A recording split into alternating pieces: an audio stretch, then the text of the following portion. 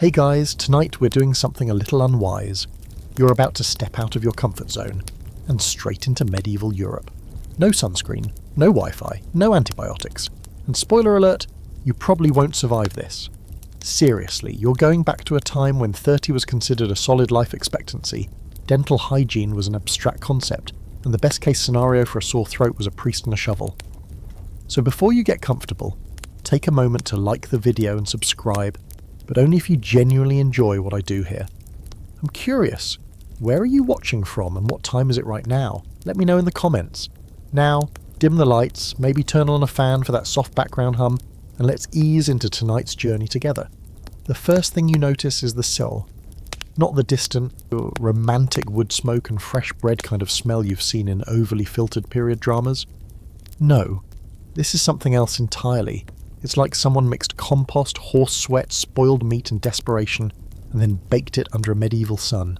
You're in a village, or what counts as one, and there's no pavement, just mud slicks and hay-matted tracks. Everything is wet. Even things that shouldn't be wet feel damp to the touch. You're not sure if it's fog or just particles of human suffering hanging in the air. The buildings are low and uneven, made of timber and wattle, their thatched roofs crawling with movement, rats probably. Kids dart around barefoot through puddles that aren't just water. You try not to think about it. An old woman squints at you from a doorway, like she's seen your brand of confusion before and finds it amusing. You realise quickly, you stick out. You're wearing modern clothes. You might as well be wrapped in neon signs that say time traveller. The fabric alone is enough to set off alarms. Your jeans scream sorcery. Your synthetic shirt, alchemy, your boots, alien technology. One barefoot kid stops chasing his pig to point at your shoelaces like they're forbidden treasure. You're suddenly very aware that if you don't sort this out soon, someone's going to call for the priest or the local pitchfork committee. Everything feels raw. Your skin itches with the humidity. Your eyes water from the smoky air, and you haven't even moved more than 5 steps. The roads are churned up messes, especially in the fall when rain is constant. Pigs wander freely. Chickens too. There's a surprising number of geese, and they are terrifying. One honks at you with the kind of ancient rage that says, "I've outlived plagues." People glance your way as they pass, hauling buckets, kindling, or small children. Most avoid direct eye contact, which is a small mercy. You catch fragments of conversation, if you can call it that. The language is strange. You know it's technically English, Middle English, but it may as well be Elvish with a head injury. Your brain is working overtime trying to decode what sounds like someone gargling marbles while reciting Chaucer backwards. You spot a well. It's at the centre of the village, naturally, and people line up for it. A man draws water and sits in it, possibly out of habit, or maybe because the line was too short. You step back instinctively, and then to your horror, a small boy slips, falls face first into a puddle, and just gets up like that's fine. His mother scolds him, not because he fell, but because he lost the bucket. This is your welcome party. The Middle Ages have arrived, and they are not here to coddle you. You start walking, partly to look purposeful, partly to escape the stench of something unspeakable being rendered in a cauldron nearby. A donkey watches you pass with a slow blink, and somehow you feel judged. The further you go, the more the landscape reveals itself. Thatched roofs give way to open fields, surrounded by low stone walls. The farmland is active, even if it looks like organised chaos. Everyone has a job. Everyone except you. And here's the kicker. It's not just the smell or the mud or the weirdly aggressive poultry that throws you. It's the weight of everything, the poverty, the labour, the simplicity. Yes, but a simplicity built entirely on survival. You see children hauling water like it's normal. Old women stooped from years of manual work. Hands calloused, skin sun-scorched, bodies broken young. You're absurdly out of place. Now for a fun little fringe-key fact, because hey, you came here to learn and suffer, and medieval villagers believed that smells could spread disease but also cure it. So people carried sweet-smelling herbs in little pouches to ward off sickness, or at least the odour of dying neighbours. It didn't work, obviously, but it gave them some hope. You, on the other hand, are holding your breath and wishing for a full-body air filter. Here's your historical fact of the night. Historians estimate that around 90% of people in medieval Europe lived in rural areas like this one. Cities existed, sure, but most folks never saw them. They were born, lived as scenes, and died within a 20-mile radius. Travel was rare, privacy rarer, and shoes optional. And here's the first debate we'll dip into. A nice gentle one to get your time-travelling brain warm. Some scholars argue that medieval peasants had more leisure time than modern workers, citing feast days and the slower pace of agricultural life. Others call that nonsense, pointing to the non-stop seasonal labour, malnutrition, and general struggle to not die of exposure. You'll get to decide for yourself if you make it past lunch. Your journey is just beginning, and already you're filthy, disoriented, and one goose away from a full-blown panic attack. You haven't even figured out where to sleep yet. You need clothes. Real ones. The kind that won't get you interrogated by the nearest village priest or end up with you mistaken for a demon. Right now, every stitch on your body is a red flag. Zippers, sorcery, printed logos, witchcraft, anything dyed an unnatural colour. Suspicious at best, heretical at worst. And your underwear, don't even think about mentioning it. No one here wears anything even remotely that clean or elastic. Honestly, you could probably trade your socks for a goat. So here you are, trying to blend in but dressed like a space traveller who got lost on the way to Coachella. The villagers keep side-eyeing you, whispering behind their hands. You hear the word fae tossed around more than once, which isn't great. You're either a fairy creature or about to get blessed with holy water until you burst into flames. You need a disguise, and fast. The first step is understanding the fashion rules of the time. And by rules, we mean the few pieces of fabric people can afford and haven't worn into oblivion. Medieval peasant clothing isn't exactly high fashion. Most people wear undyed wool in dull earth tones, brown, grey, maybe a soft green if they're feeling spicy. Layers are a must, because it's cold always, even in summer. Everyone wears a linen under tunic if they're lucky, then a woolen over tunic and sometimes a cloak.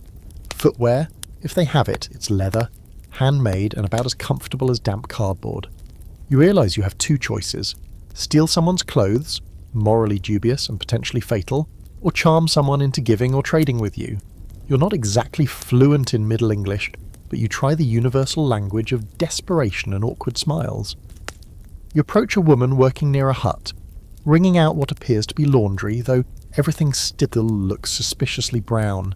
You make a motion like you're cold, then point to your jeans and grimace. You say the word garment, hoping it translates. She narrows her eyes. She says something you don't understand, then gestures for you to follow her. You're half sure you're walking into a trap, but at this point, hypothermia might beat goose-based death. She leads you to a small outbuilding that smells like wet straw and something that once was a sheep. From a wooden peg she pulls a rough, itchy tunic and a pair of equally scratchy hose. You mime thankfulness. She mimics your face like it's hilarious. You slip into the clothes behind a cart, shedding your modern layers and instantly regretting it. The wool is heavy, the hose saggy, and everything smells faintly of goat and mildew. But now you look less like a spaceman and more like a minor background character in a history documentary. Progress. Here's your quirky fact for this section. Medieval people didn't use buttons the way we do. Buttons existed, but they were mostly decorative for centuries. Instead, people used brooches, ties, laces, and straight up just let things hang loose. You, unfortunately, have no buttons, no brooches, and no clue how to tie a medieval belt, so you improvise with a length of rope you found near a trough. You look like a fashionable sack of potatoes. You've never felt more appropriately dressed. Now for a historical nugget. Sumptuary laws. These were actual legal codes across medieval Europe that told you what you could and couldn't wear based on your class. Silk? Only for the nobles. Fur-lined robes? Forget it unless you're royalty or a bishop. Wearing something above your station could literally land you in court. So even if you could scrounge up a lord's cloak, walking into town wearing it would be like driving a Ferrari into a peasant riot. The good news? Your new look is so aggressively average that you've achieved maximum invisibility. People stop staring. One man even nods at you in that mutual struggle sort of way that says, "Hey, we both hate today too. You're in." Almost. Except you forgot your hair is too clean, too styled, too not greasy. You rub a little dirt into it for good measure. Then some more. And just to really sell it, you spit into your palm and smear it across your forehead like some grimy war paint. A nearby child watches with a mix of awe and horror. Congratulations, you're officially one of them. This is a good time to touch on the broader context.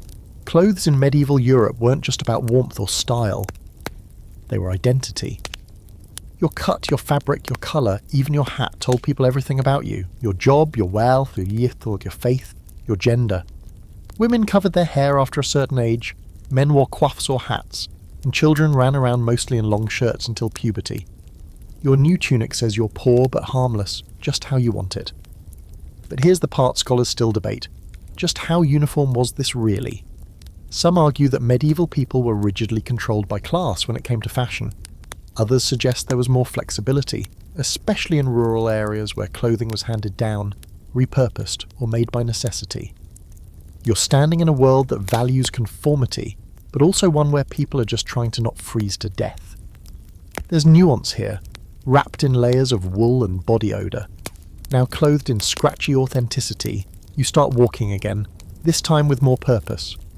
A woman calls out a greeting you can't quite understand, and you nod back with what you hope is the universal face for, "Yep, definitely, just a normal peasant here." A dog sniffs your leg and walks away in disgust. You take it as a compliment. As the village hums around you, blacksmith hammering, a rooster screaming like it owns the place, kids shrieking in a non-emergency way, you feel a shift. The air is still thick with smells and your boots are already soaked through. But something clicks. You're less of an anomaly now. You look like you belong, sort of, until you smile. Of course. Got to remember not to show too many teeth. Those are suspiciously clean, too. You're a step closer to surviving the day. Now, if only anyone could understand a word you say. You open your mouth to speak, and immediately regret it. Whatever noise just came out of your throat sounds like modern English took a wrong turn and got lost in the 1st century. The man you're trying to ask for directions squints at you like you've just insulted his ancestors. He replies with a string of sounds that might technically be words, but if they are, they've been fermented in centuries of vowel shifts, swallowed a few consonants, and washed down with a jug of ale. Welcome to the Middle Ages, linguistically speaking. You are hopelessly, gloriously lost in translation. Middle English, if this is England. Old French, if you've stumbled into Normandy. High German, good luck. Latin, reserved for monks and people who get paid to feel superior. Wherever you are in medieval Europe, chances are no one understands you, and you don't understand them either. The modern English you know is still a couple hundred years away from existing in any recognisable form. So for now, you're left with hand gestures, exaggerated facial expressions, and the occasional shrug of pure surrender. You try again, pointing at a goat, then miming walking, then pointing at yourself and shrugging. The man now looks less suspicious and more entertained. He scratches his beard thoughtfully, then bursts into a series of rapid phrases that make your ears ache. You smile, nod politely, and walk away, because honestly, that goat probably wasn't going to help anyway. Here's the thing no one tells you about time travel. Communication is a full-time job. Every second is a puzzle. Every interaction is a test. Even body language doesn't work the way you think it should. You wave at a passing woman and she recoils slightly. Turns out showing your open palm isn't friendly everywhere. You try a thumbs up. Big mistake. She hurries off, muttering something that sounds like a prayer or a curse. So how do you survive in a world where you can't speak the language? Start small. Observe. Listen. People repeat things, phrases, commands, greetings. You start picking out patterns. A man yells ho when calling to someone. A woman scolds her child with a stern neigh. You hear Godden in the morning, which probably means good day. You repeat it under your breath a few times until it sounds passably authentic. Soon, you find yourself picking up fragments, like a medieval toddler learning to talk by sheer exposure. You point to bread and say, bread. A merchant corrects you. Hlaf. You say it back awkwardly. He nods. Progress. It's not glamorous, but it's functional. You're building a crude duct tape vocabulary of survival terms. Food, water, friend, sick, no please, sorry, help. You'll sound like a caveman with a concussion, but at least you're communicating. Quirky fact break. Some medieval dialects were so localised that villagers from one town couldn't understand people from the next. A traveller could walk 15 miles and feel like they had entered a completely different country. So if you think it's just you who can't understand anyone, don't worry. Half these people can't understand each other either. It doesn't help that the educated folks, the ones who do speak something closer to Latin, are either in monasteries or extremely suspicious of strangers. You consider seeking out a monk to help you translate, but then you remember how often monks were also scribes and how scribes loved documenting weird events. You're already the stuff of local gossip.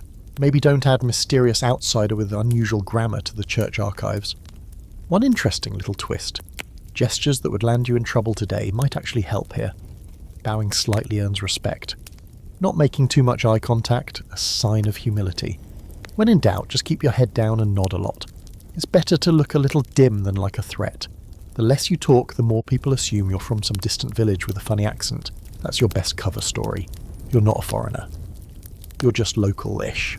And here's our historical fact for the night. Literacy rates were abysmal during this era. In most rural areas, fewer than 10% of all of the population could read or write. Those who could were usually clergy, aristocrats, or scribes. Even nobles often dictated their letters to someone else. So even if you had a note explaining your situation, odds are no one could read it. And if they could, they'd probably assume you were possessed by a demon for producing it. This leads us into tonight's scholarly debate. Some historians argue that medieval people were more oral culture focused, passing stories, news and history through spoken word, songs and performance. Others believe there was a deeper informal literacy among merchants and townsfolk than records show. Either way, in your current situation, the oral tradition isn't helping. You're stuck with pantomime and trial and error vocabulary, like a mime trying to order soup in a haunted tavern. Eventually, you find yourself near a marketplace, loose term for a muddy open square where people shout at each other over baskets of fish and bundles of turnips. You hear the same phrases again and again. You start repeating them, clumsily at first, but with growing confidence. A few merchants laugh at your accent, but none of them throw rocks, so that's a win. A small boy runs past you, chanting something.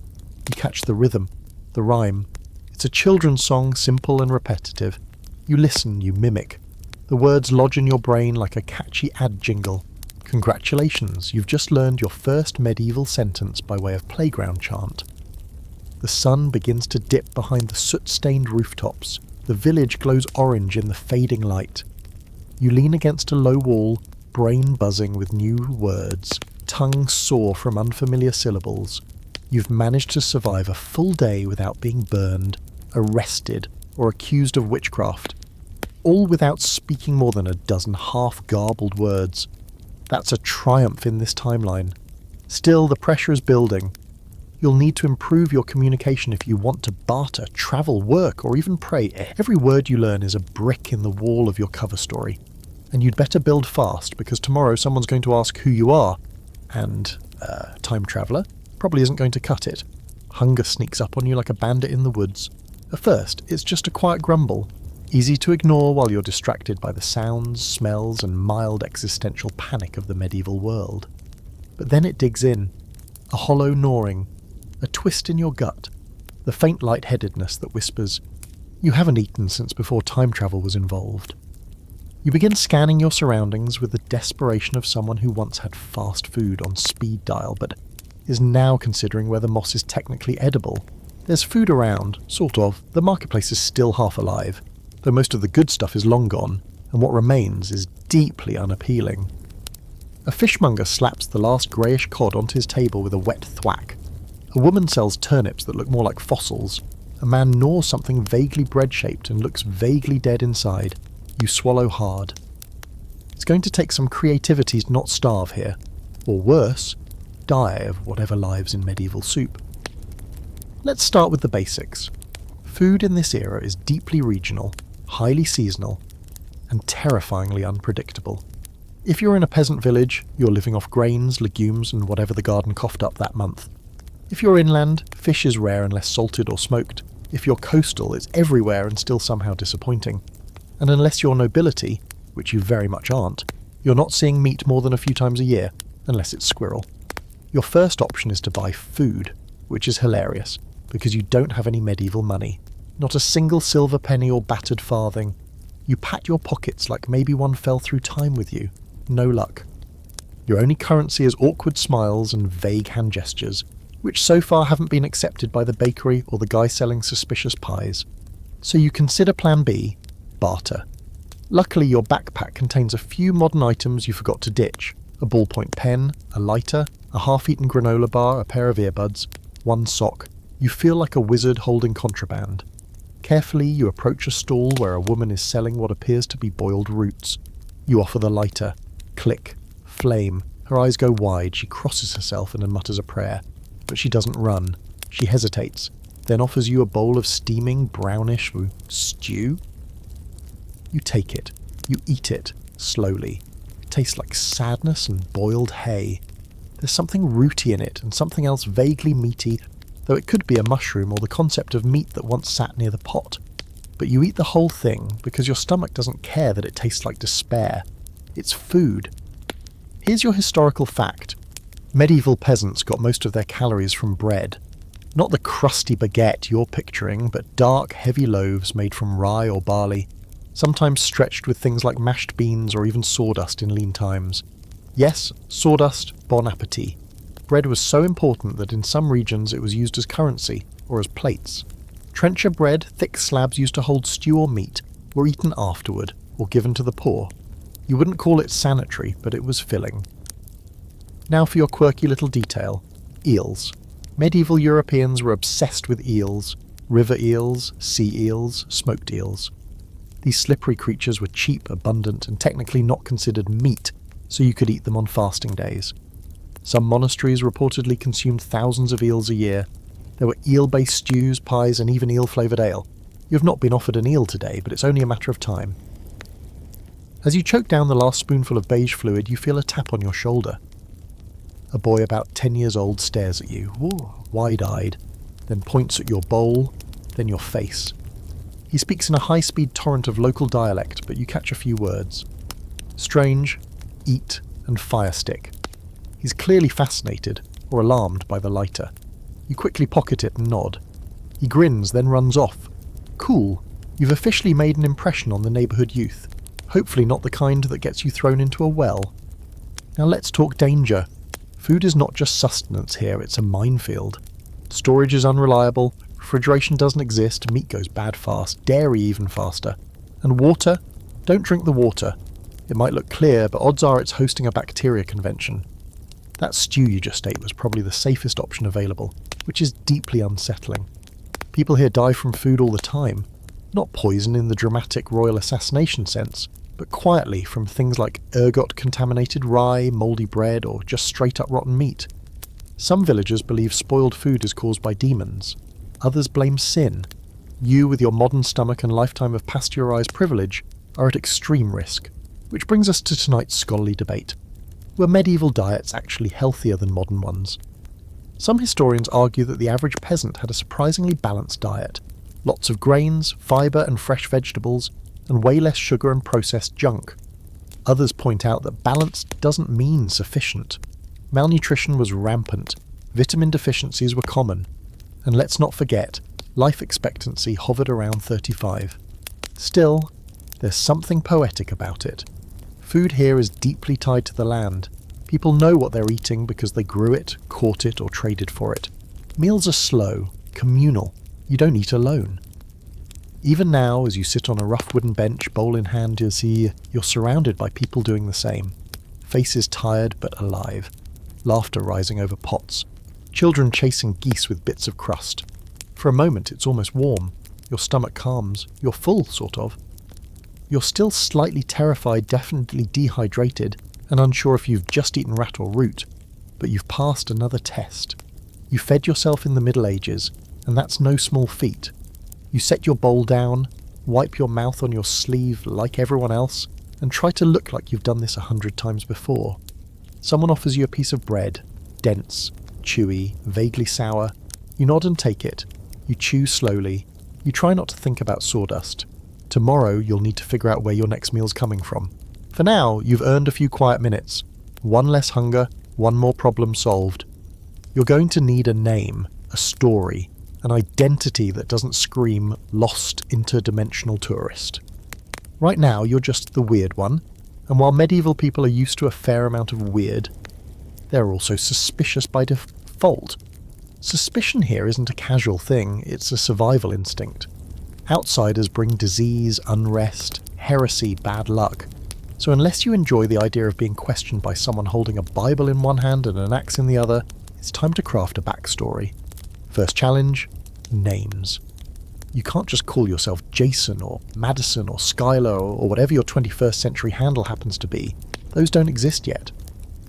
In this place you need something rustic, local, vaguely biblical or occupational. Think simple. John, Thomas, William? If you're a woman, go for Alice, Matilda or Joan. Bonus points if your name references something you do or where you're from, though since you're from somewhere between Target and Existential Dread, you'll need to improvise. You pick a name, let's say Thomas. It feels right. Soft, plain, forgettable. Exactly what you want right now. If someone asks, you're Thomas of, Eastgate. You heard that word earlier while eavesdropping on some nearby traders. Could be a place, hopefully not a prison. You say it out loud a few times until it sticks. Thomas of Eastgate. Not bad. You sound poor and generic. Perfect. Next comes the backstory. Why are you here? Why do you talk weird? Why do you squint at everything like you're reading invisible signs? The best lies are rooted in truth. So you decide you're a traveller, a labourer looking for work. Your village? Burned down, bandits maybe, or plague. Nobody asks too many questions when you say plague. Just step back and look sad. This is where it gets tricky. You need to remember your story, play it straight, and not say anything that hints at modern life. No references to machines, no jokes about electricity, no offhand mentions of airplanes or pizza. You are now fully immersed in your role as a barely literate drifter who owns the clothes on his back and maybe a tragic goat. You try it out. Approach a man stacking firewood near the edge of the village. You say your name slowly. Thomas, Thomas of Eastgate. You gesture at the horizon, then make a sweeping motion like fire and run away. He stares at you. You add a fake cough, just in case. He frowns, then nods grimly. Either he understands or he's just emotionally exhausted enough to accept any story. Either way, you're in. The man says a few words, one of which sounds like stay or rest. He points to a shed. It's more of a wooden box with a hay pile inside, but he's offering you shelter. You nod, bow slightly, and say blessings. A safe choice, vaguely churchy. He grunts, which seems to be medieval for, "You're welcome, now get out of my way." Quirky fact time. Surnames were still evolving in the Middle Ages. Most people didn't have last names as we know them today. Instead, they were identified by occupation, baker, smith, location, hill, brook, parentage, Johnson equals John's son, or physical trait, short, strong, white. So when you tell someone you're Thomas of Eastgate, you're playing by the rules. You might even end up listed on file on a tax roll, if you survive long enough to be taxed. Historical note. Travelling strangers were a double-edged sword in medieval communities. On one hand, they were a source of news, gossip, sometimes even trade. On the other, they were potential threats, thieves, spies, or plague carriers. Most villages operated on tight social circles. Everyone knew everyone. So when someone like you appears, the default reaction is skepticism, unless of course you bring value. Which leads us to a pressing question. What can you do? You don't have a medieval skill set. You can't forge a horseshoe or gut a pig or thatch a roof, but maybe you know enough to fake something. You remember bits and pieces from documentaries, YouTube tutorials, and the occasional random Wikipedia binge at 2 a.m. You know some herbs can treat fevers. You know that clean water prevents disease.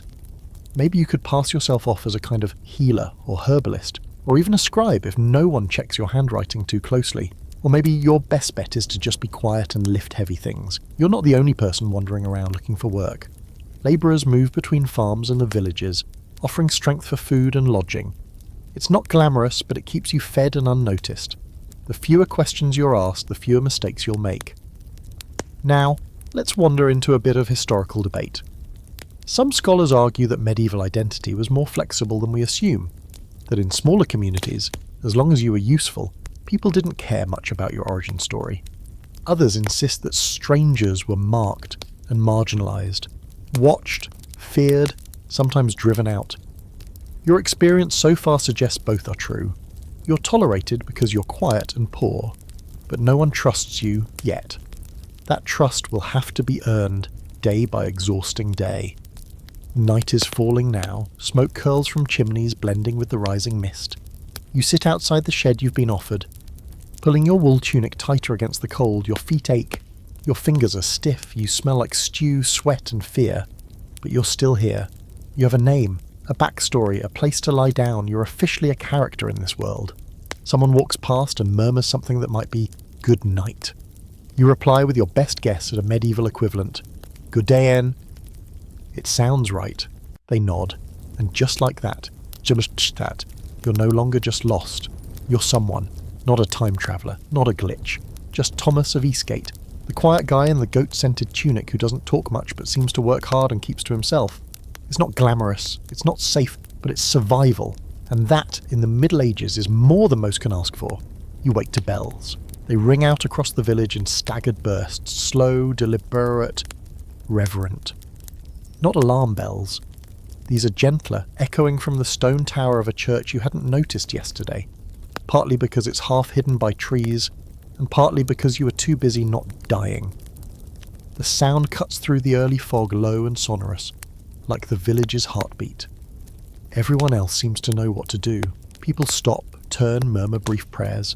One man crosses himself mid-yawn.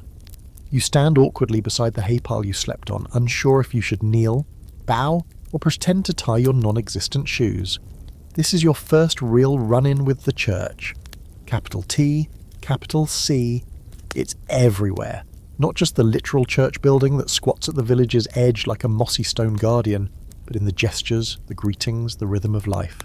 Here, religion isn't just personal, it's atmospheric. You breathe it in. It governs when you work, what you eat, what you say, and how suspicious everyone gets when you say the wrong thing. And you will say the wrong thing.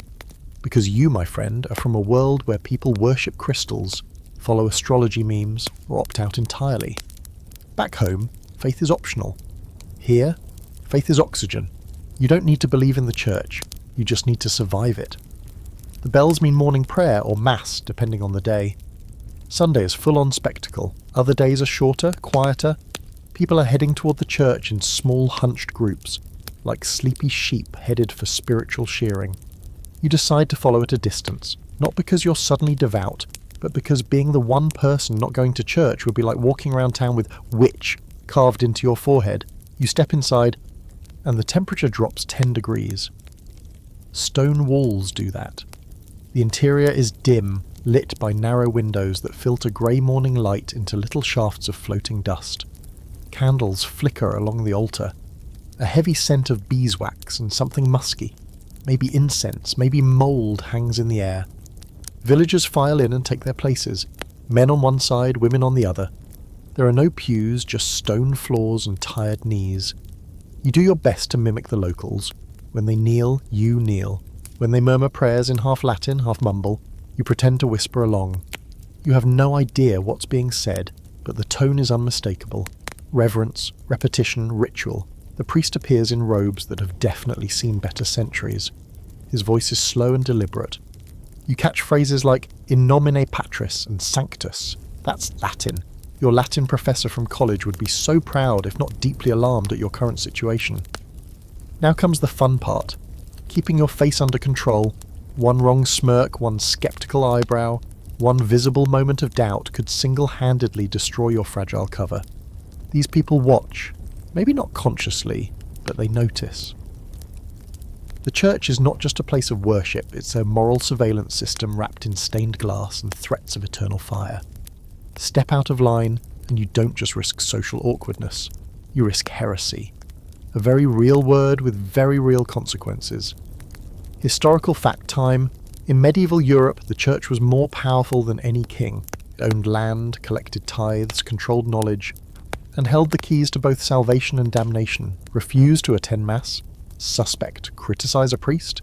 Dangerous. Get caught with unnatural ideas, like heliocentrism or, being too interested in science, and you might find yourself in a dungeon, or worse, a bonfire with your name on it.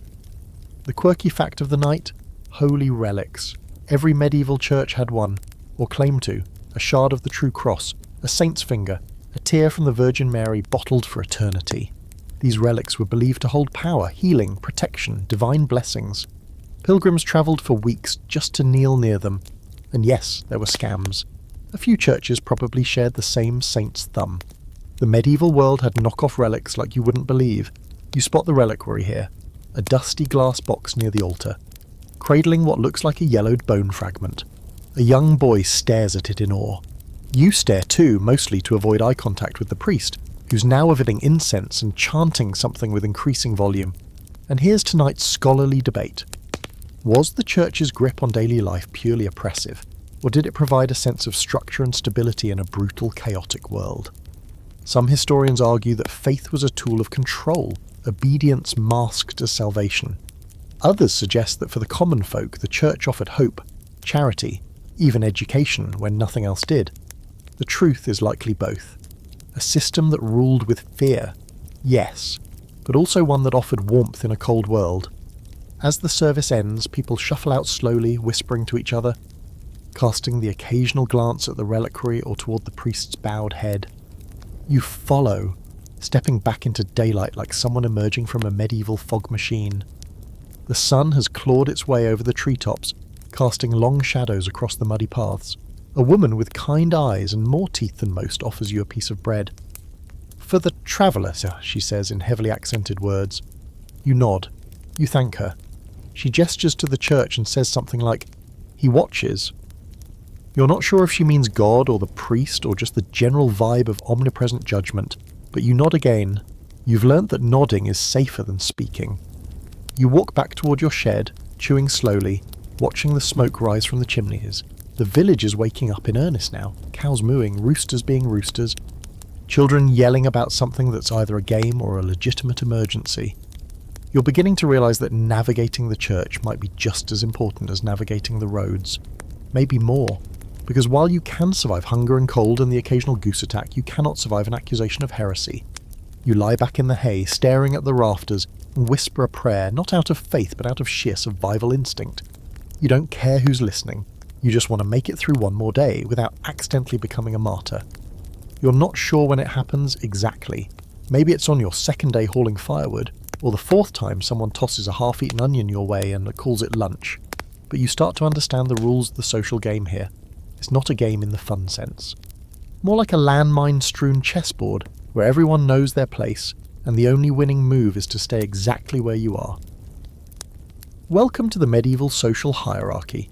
Rigid, brutal, and baked into every step you take.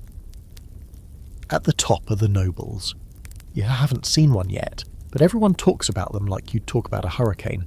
Distant, powerful, and likely to destroy your house if you say the wrong thing. There's a manor house outside the village, barely visible through the trees. No one dares go there unless summoned. Rumour says the lord's cousin once had a man whipped for walking too loudly past the gates. Whether it's true or not doesn't matter. The fear is real enough. Beneath the nobles are the knights. Think of them as armoured enforcers with extremely questionable manners and a deep love for unnecessary violence. A few passed through the village 2 days ago. Their horses were huge. Their eyes were dead. Their armor looked impressive, but smelled like something had died inside it. Everyone cleared the road without being asked. You did too, fast. Then you have the clergy, the priests, monks, and occasionally nuns who float somewhere between spiritual guides and local bureaucrats. The priest here, the one from church, isn't cruel exactly, but he watches people like a man trying to decide which sheep to butcher next. He's probably the most educated person within 50 miles, and he knows it. You avoid him when you can. Below that, everyone else, commoners, labourers, peasants, serfs, you. Let's talk peasants for a second, because that word gets tossed around a lot but rarely explained. Peasant is a catch-all term, but there's nuance to it. Some are freemen. They rent land, owe taxes, but can technically move around and make choices. Others are villains, legally bound to the land they were born on. They can't leave, can't marry without permission, and basically exist to work the Lord's land until they drop dead. Serfs, essentially. Slavery adjacent with just enough wiggle room to make you think you have rights. You don't ask people which category they fall into. That'd be like walking into a party and asking who's most in debt. But you can guess by the way people carry themselves. Freemen look around. Villains look down. You, of course, are an outsider with zero official status, which means you're even lower than a serf. You're not even on the board yet, but you've been lucky. Your silence and hard work have earned you a sort of non-threatening drifter status. People grunt at you when you pass. One man even tossed you a turnip. You're practically beloved. Quirky fact time. In many villages, pigs had more freedom than most humans. They roamed the streets, entered homes, wallowed wherever they pleased. There were even laws in some towns that punished pigs for crimes, seriously. One pig was famously put on trial and hanged for eating a baby. The pig got a better trial than most peasants ever would. So yeah, You're somewhere between nameless farmhand and court-summoned swine in the social pecking order. Your historical fact, the feudal system. You've probably heard of it, but living it is another matter. It's not just a chart in a textbook. It's a daily performance. Every greeting, every gesture, every interaction is coded with class. A bow too deep could mark you as a suck-up. Not deep enough, and you're disrespectful. Saying, "my lord," at the wrong time can get you mocked or punished. Saying nothing might be worse. You saw it firsthand this morning. A boy, young maybe 9, accidentally splashed mud on a well-dressed man's boots. The man grabbed the boy by the ear, shouted something about manners and bloodlines, and then backhanded him hard enough to drop him. No one intervened.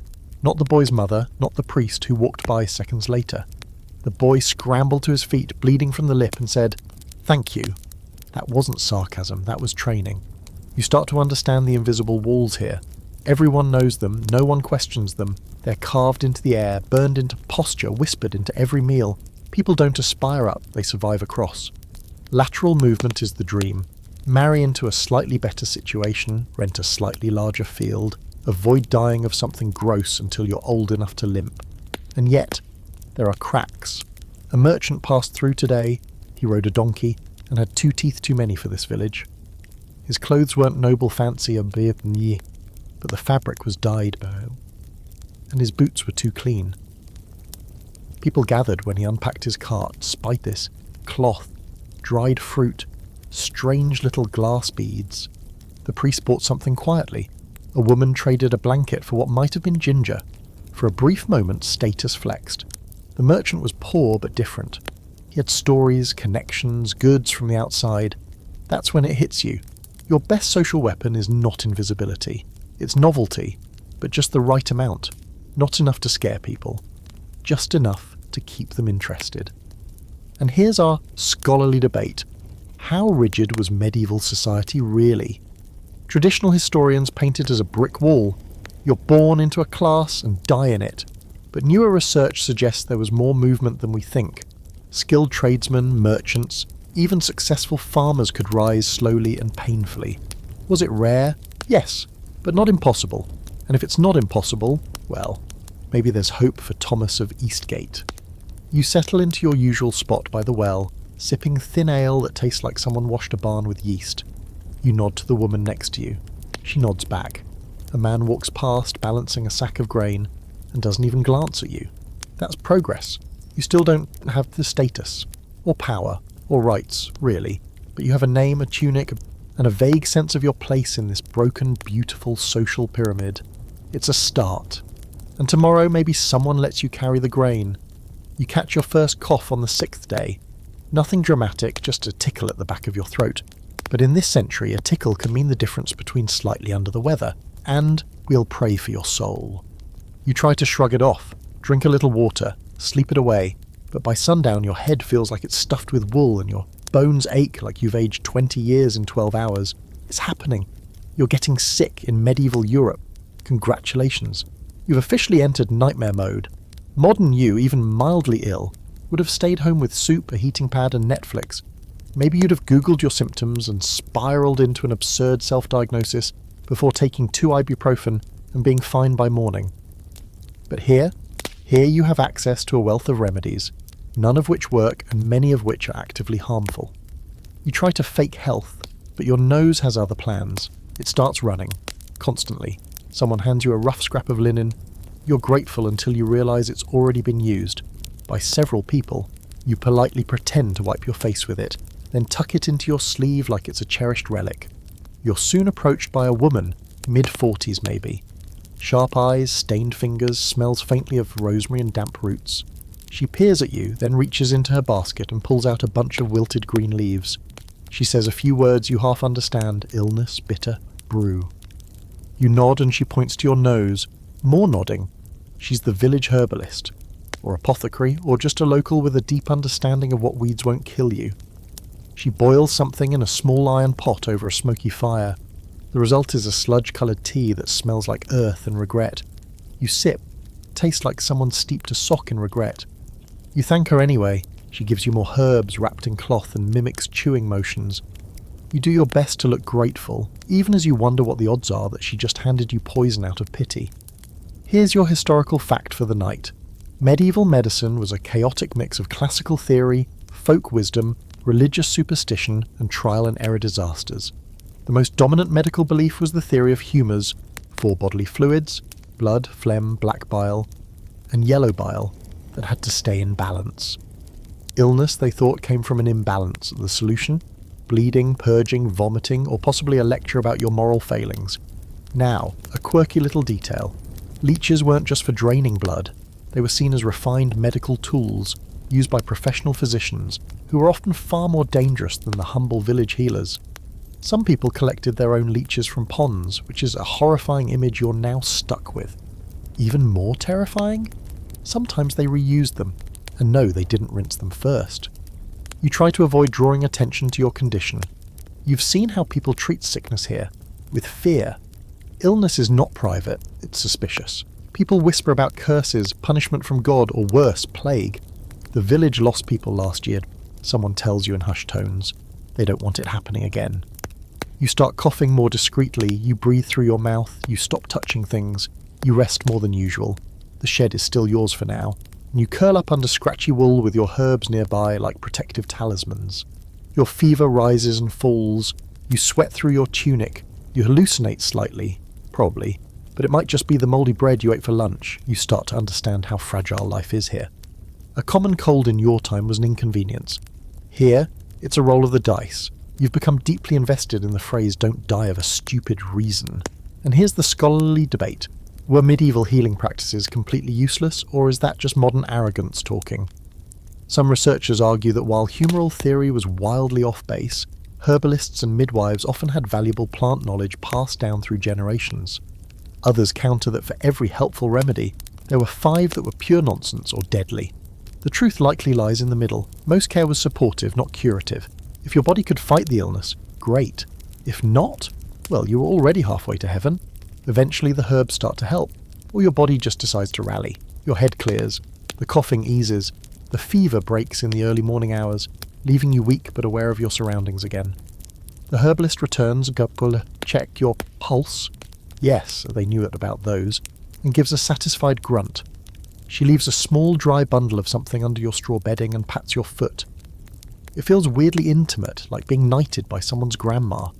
You're not out of the woods yet, but you're walking again, slowly. The villagers notice. They nod. One man hands you a chunk of bread without looking. A child waves, then wipes their nose on their sleeve. Kids are the same in every century. You still don't speak the language fluently, but your illness has done something words never could. It made you human, vulnerable, familiar. Now you're not just Thomas of Eastgate, you're Thomas who got sick and lived. That's social currency here. It's hard to explain how good it feels to move again, to breathe the smoky, manure-laced air and not cough, to drink muddy water and believe, maybe delusionally, that your immune system can handle it. You walk a little taller, if only because you're not hunched over your own misery. Getting sick here taught you more than any book could. You learned what people fear, what they trust, who they go to when everything starts falling apart. And you've learned that in a world without hospitals, the best medicine is a woman with a basket of weird leaves and a total disregard for flavour. You survived medieval medicine. Just barely, but you did. The town smells worse today, which you didn't think was possible. It hits you the moment you step out of your shed, a thick, wet slap of humanity and livestock and food scraps all melting together under a sun that suddenly decided to assert its dominance. You gag immediately, but quietly, because everyone else is walking around like this is perfectly normal. They're just stepping over puddles that might be water or might be worse, waving away flies with the resigned grace of people who've long since given up the fight. You are, officially, inside a medieval city now. It's not a grand one, not like the cities of song or myth, not Paris or London or Prague. This is more of a swollen market town with aspirations. A few stone buildings poke up in the centre like uncertain teeth, while the rest sprawl outward in a tangle of timber houses, shops, and hastily constructed sheds. There's no real layout. Streets curve not because of planning, but because they had to go around something that used to be important, and probably still stinks. You arrived here on the back of a cart full of cabbages. The farmer who let you hitch a ride grunted more than he spoke, and you spent most of the ride trying not to get a splinter through your thigh. But it was free, and in this world, free is rare enough to count as divine intervention. Now that you're here, the farmer is gone, the cart's vanished into the mess of streets, and you're standing in the middle of a chaotic city square, already attracting side eyes because you're not actively yelling at anyone. This place is a full-body experience. The smell is the star of the show, of course, but the noise comes in second. There's shouting from every direction, vendors advertising goods, animals protesting their very existence, and children playing games that somehow involve whacking each other with sticks and laughing like demons. Bells ring somewhere in the distance, and you're not sure if they signal a prayer hour, a market opening, or another fire, probably all three. Then there's the texture underfoot. You're not walking on cobblestones. You're walking on centuries of filth layered over packed dirt. Horse manure, spilled ale, food waste, and the general ooze of a population without plumbing. You try not to look down too much. You try really hard not to step in anything that hisses. Historical fact time. Most medieval towns didn't have sewers in the way you're imagining. Some larger cities had basic drainage systems. London had a version of one as early as the 12th century. But in most places, waste just went wherever. Amber pots were emptied into the street, often with a cheerful shout of "Garde-lou" as a warning. It didn't help. People slipped in it. People fought in it. It was everywhere. And that brings us to our delightful quirky fact. Medieval cities often had designated muckrakers. Yes, that was a real job. These were the folks paid to clean up the worst of the worst, shoveling waste, clearing cesspits, and hauling it all to the edge of town, often under the cover of night. Imagine waking up every morning knowing that your job was to literally move human excrement by the cartload. And yet, they were essential. You kind of want to find one now, shake their hand, maybe offer a hug, after they wash, of course. You wander the city square, trying to look like you have a purpose. That's the trick to blending in here. Look like you're busy. People who stand around get noticed, not in a good way. You stop at a bread stall. The loaves are small, hard, and cost more than you expected. You trade a few hours of grunt work to a tavern owner to afford one. He's sceptical of you until you carry 2 barrels and clean a spill without puking. By the time he hands you the coin, he mutters, "Quiet type, good back," and waves you off. You're learning slowly. Social life in a city is different than in the village. More people, yes, but less warmth. There's anonymity here, which is nice. No one cares if you're Thomas of Eastgate or Thomas of Nowhere. But there's also suspicion. Everyone is watching everyone else, checking for signs of illness, of theft, of foreignness. You realise quickly that staring too long at anything, a building, a person, a religious symbol, marks you as odd. So you keep moving, and then you see it. The river. Or what's left of one. It snakes through the edge of the city like a greasy blue-grey vein, choked with debris and the occasional floating chicken. Kids swim in it. A woman scrubs clothes into it. 2 men urinate into it while arguing about something. You stare in horror, then look down at the canteen someone gave you earlier. The water in it came from this. You're drinking this. It's a miracle you're alive. Now tonight's scholarly debate. Were medieval cities death traps, or vital hubs of progress? Some historians argue that they were centres of culture, trade, and even surprising innovation, hosting schools, markets, and public events. Others point to the overcrowding, the fire hazards, the complete lack of hygiene, and the constant plagues, and say no. These were disease incubators disguised as towns. Both are correct, in their own miserable ways, because despite the danger, there's life here. There are plays in the town square. Someone's staging a morality tale with a guy in a devil mask and a fake tail. A woman sells sweetened nuts from a cart and kids beg her for samples. A scribe sits under an awning, offering to read or write letters for coin. The smell is awful, but the energy is electric. You begin to understand why people risked the city. It was more than mud and sickness. It was possibility. You find a place to sleep. An alley behind a cooper's shop, dry enough and slightly less rat-infested than your last few options. You lie down on a pile of hay that smells vaguely like vinegar and watch the stars appear one by one above the rooftops. Somewhere nearby, someone plays a pipe, badly. Dogs bark, people shout, but you're warm, full of bread, and, for now, not dying. You're alive in a medieval city, and that's no small feat. Travelling in the Middle Ages isn't the adventure you thought it would be. There are no scenic hikes or charming little detours with well-marked trails and rest stops that sell overpriced sandwiches. No tour buses, no maps. There's you, your 2 aching feet, a wooden walking stick you picked up from a ditch, and about 50 miles of unpaved road ahead. You're sore in places you didn't know had nerves. Your boots are soaked from stepping into a puddle that turned out to be bottomless. And you've started talking to birds for companionship. They're not interested.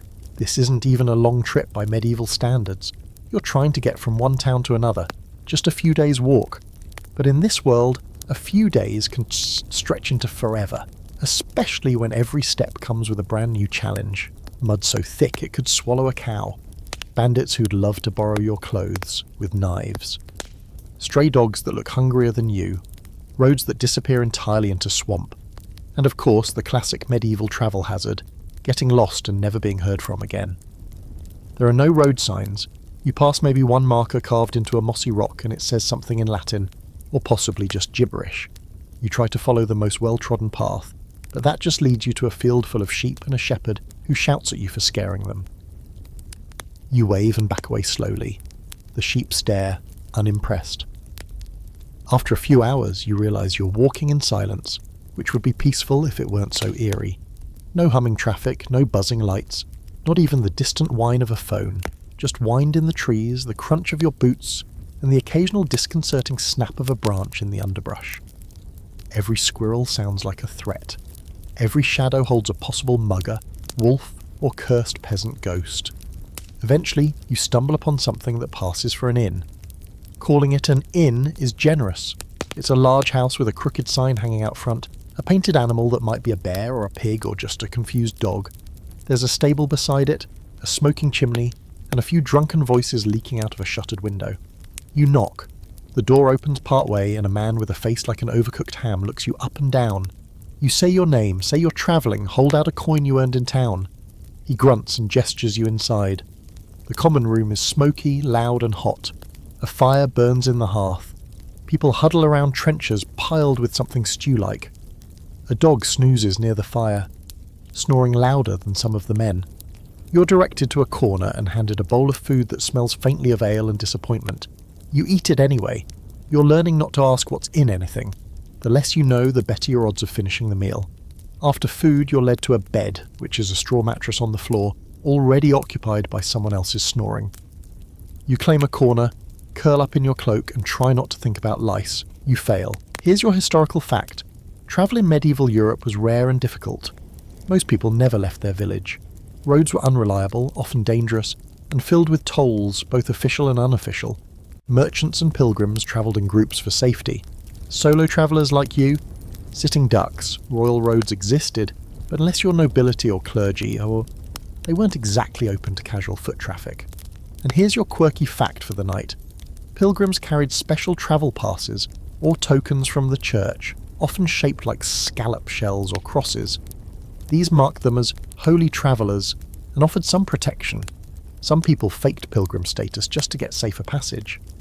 You consider carving a little fish into your walking stick and telling a people you're on a sacred journey to see Saint Somebody in Whereverville. Couldn't hurt. The next day you set out early, your back stiff and your muscles protesting. The sky is grey. You walk past open fields, gnarled forests, and the occasional cottage with smoke drifting from the roof. Once a rider thunders past on horseback, not sparing you a glance. You step off the road just in time to avoid being splashed with something that was probably not water. As night falls again, you find shelter beneath a tree. You light a small fire, carefully, and chew on a hunk of bread you saved from the inn. It's hard enough to file down a sword, but it's food. You pull your cloak tight and try to ignore the howls in the distance. Could be wolves, could be something worse, you don't want to know. Now, the scholarly debate. Just how dangerous was medieval travel? Some argue it wasn't as deadly as popular culture suggests, that many roads were fairly safe and people were more hospitable than we assume. Others point to crime records, letters and laws that describe entire regions plagued by banditry, fraud and highwaymen. The truth, as usual, lies somewhere between. Travel wasn't constant danger, but it was never safe. You weren't likely to die every time you left town, but you always packed like you might. You drift into sleep eventually, surrounded by chirping insects and the occasional rustle in the grass. Your dreams are strange, a mix of your old life and your new one. Modern buildings tangled in vines, cell towers made of wood and bone. You dream of trains pulled by oxen and laptops powered by candlelight. In the morning, your joints ache and your mouth tastes like sadness. But the sun is out, you're still breathing, and the road, whatever's left of it, is calling you onward. It starts with the sound of laughter. Not the polite, filtered chuckle you're used to from modern life, but something raw, like a man who just discovered that, against all odds, life is still ridiculous. You follow the sound through a crooked alleyway, duck under a wooden beam that nearly removes your forehead, and step into what might be the noisiest place you've seen since you arrived in this century. Welcome to the medieval tavern. You've officially found nightlife. And oh boy, it does not come with a 2-drink minimum and a bouncer named Chad. The building is wood, smoke-stained, and leaning ever so slightly as if it's exhausted from centuries of hosting bad decisions. Inside, the air is thick with sweat, ale, pipe smoke, and the unmistakable funk of unwashed bodies trying their best to enjoy themselves. Candles flicker in sconces. The floor is sticky. Everyone is yelling, even the people who aren't mad. A dog is snoring under a bench. You are 95% sure there's a chicken on the rafters. It's chaos, and somehow it feels exactly right. You sit carefully at the edge of a long table. A man beside you slaps your back and hard enough to knock the sentry out of you, then shoves a wooden mug your way. It's full of something dark, foamy, and definitely alive. You take a cautious sip. It's ale, technically, but not the cool, crisp kind you remember. This is thick, warm, and vaguely sour, like someone brewed it inside a leather boot. You keep drinking, not because it tastes good, but because it's affected, and because your other option is water, which we've already established is liquid Russian roulette. Here's your historical fact. Taverns, alehouses, and inns were the centre of social life in medieval Europe. People didn't go out for fun the way we do. They went out because home was cold, dark, and full of chores. Taverns were where news was shared, songs were sung, arguments were settled or started, and communities were stitched together, one tankard at a time.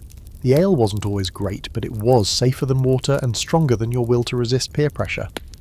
A man across from you starts singing, off-key, loud, full of feeling. Everyone joins in. You hum along, faking the tune until the words start to make vague sense. It's about a fox who stole a goose and ran off with someone's shoes. The chorus involves slapping the table and belching. You blend in perfectly. Someone challenges another man to arm wrestle. Someone else slaps a wedge of cheese onto the floor and insists it's cursed. A game of dice erupts near the fire. A woman in a patched green dress flirts shamelessly with 3 different people, including you. You smile, say nothing, and pretend to be very interested in your mug. She moves on, time starts to blur.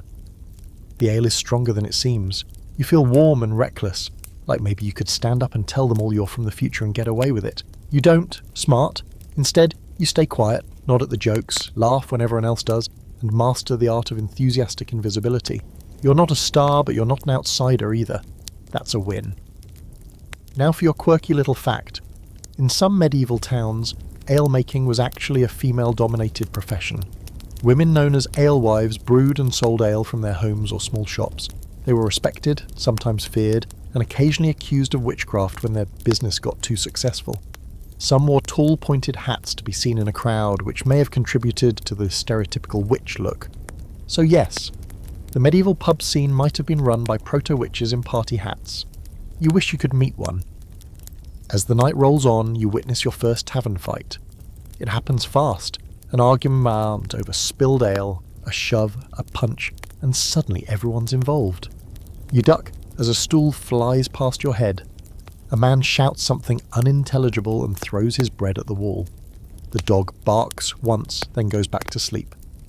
Eventually, the fight fizzles out, and everyone goes back to drinking like it never happened. You sit there stunned, holding your ale with both hands like it might save you. And here's tonight's scholarly debate. Were medieval taverns dens of vice and crime, or essential social spaces that help build community? Some records describe them as centres of sin, gambling, prostitution, drunkenness, heresy. Others portray them as vital to civic life, especially for the working class. In truth, they were probably both. Think of them as the Facebook of the 14th century, equal parts connection and chaos, with the occasional violent comment thread made literal. As you leave, head buzzing, throat scratchy, senses overloaded, you pass a man outside urinating against the wall while singing about his goat. He nods at you like you've both just survived something sacred. Maybe you have. The air outside is cold and damp. The stars are bright. Somewhere a baby's crying, somewhere else a drunk is crying louder. You lean against the side of the tavern and breathe deep. The smoke and noise fade behind you, replaced by the quiet hum of midnight and bad decisions cooling in the dark. You're not quite drunk, not quite sober, not quite a local. But you're closer than you were yesterday, and that for tonight is enough. You wake up in a hayloft with straw in your ears, a sharp pain in your neck, and a level of thirst so aggressive it feels like your tongue is made of leather. Your mouth tastes like regret soaked in old ale, and something is definitely biting your ankle. You sit up, swatting blindly at what might be a rat or an exceptionally brave beetle, and try to remember how you ended up here. The tavern, the singing, the man with the goat song, right, good times. It's morning now, though morning here is less about coffee and quiet routines and more about roosters screaming like they're owed money.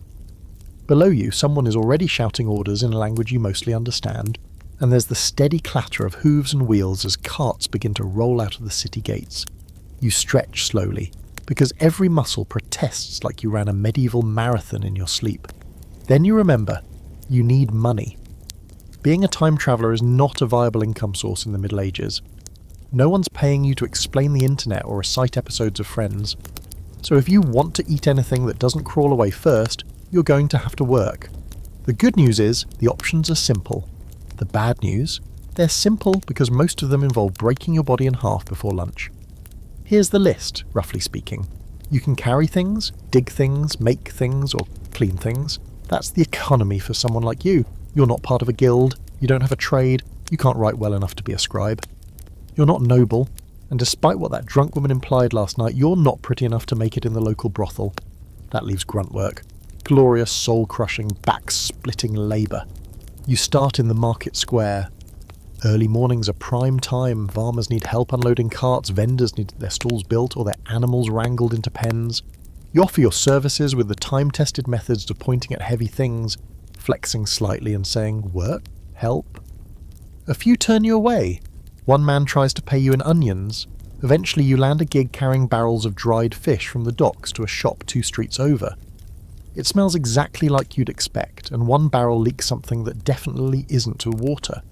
Still, the shopkeeper hands you a small coin and a hunk of bread when you're done. You bow like a noble and resist the urge to cry from gratitude.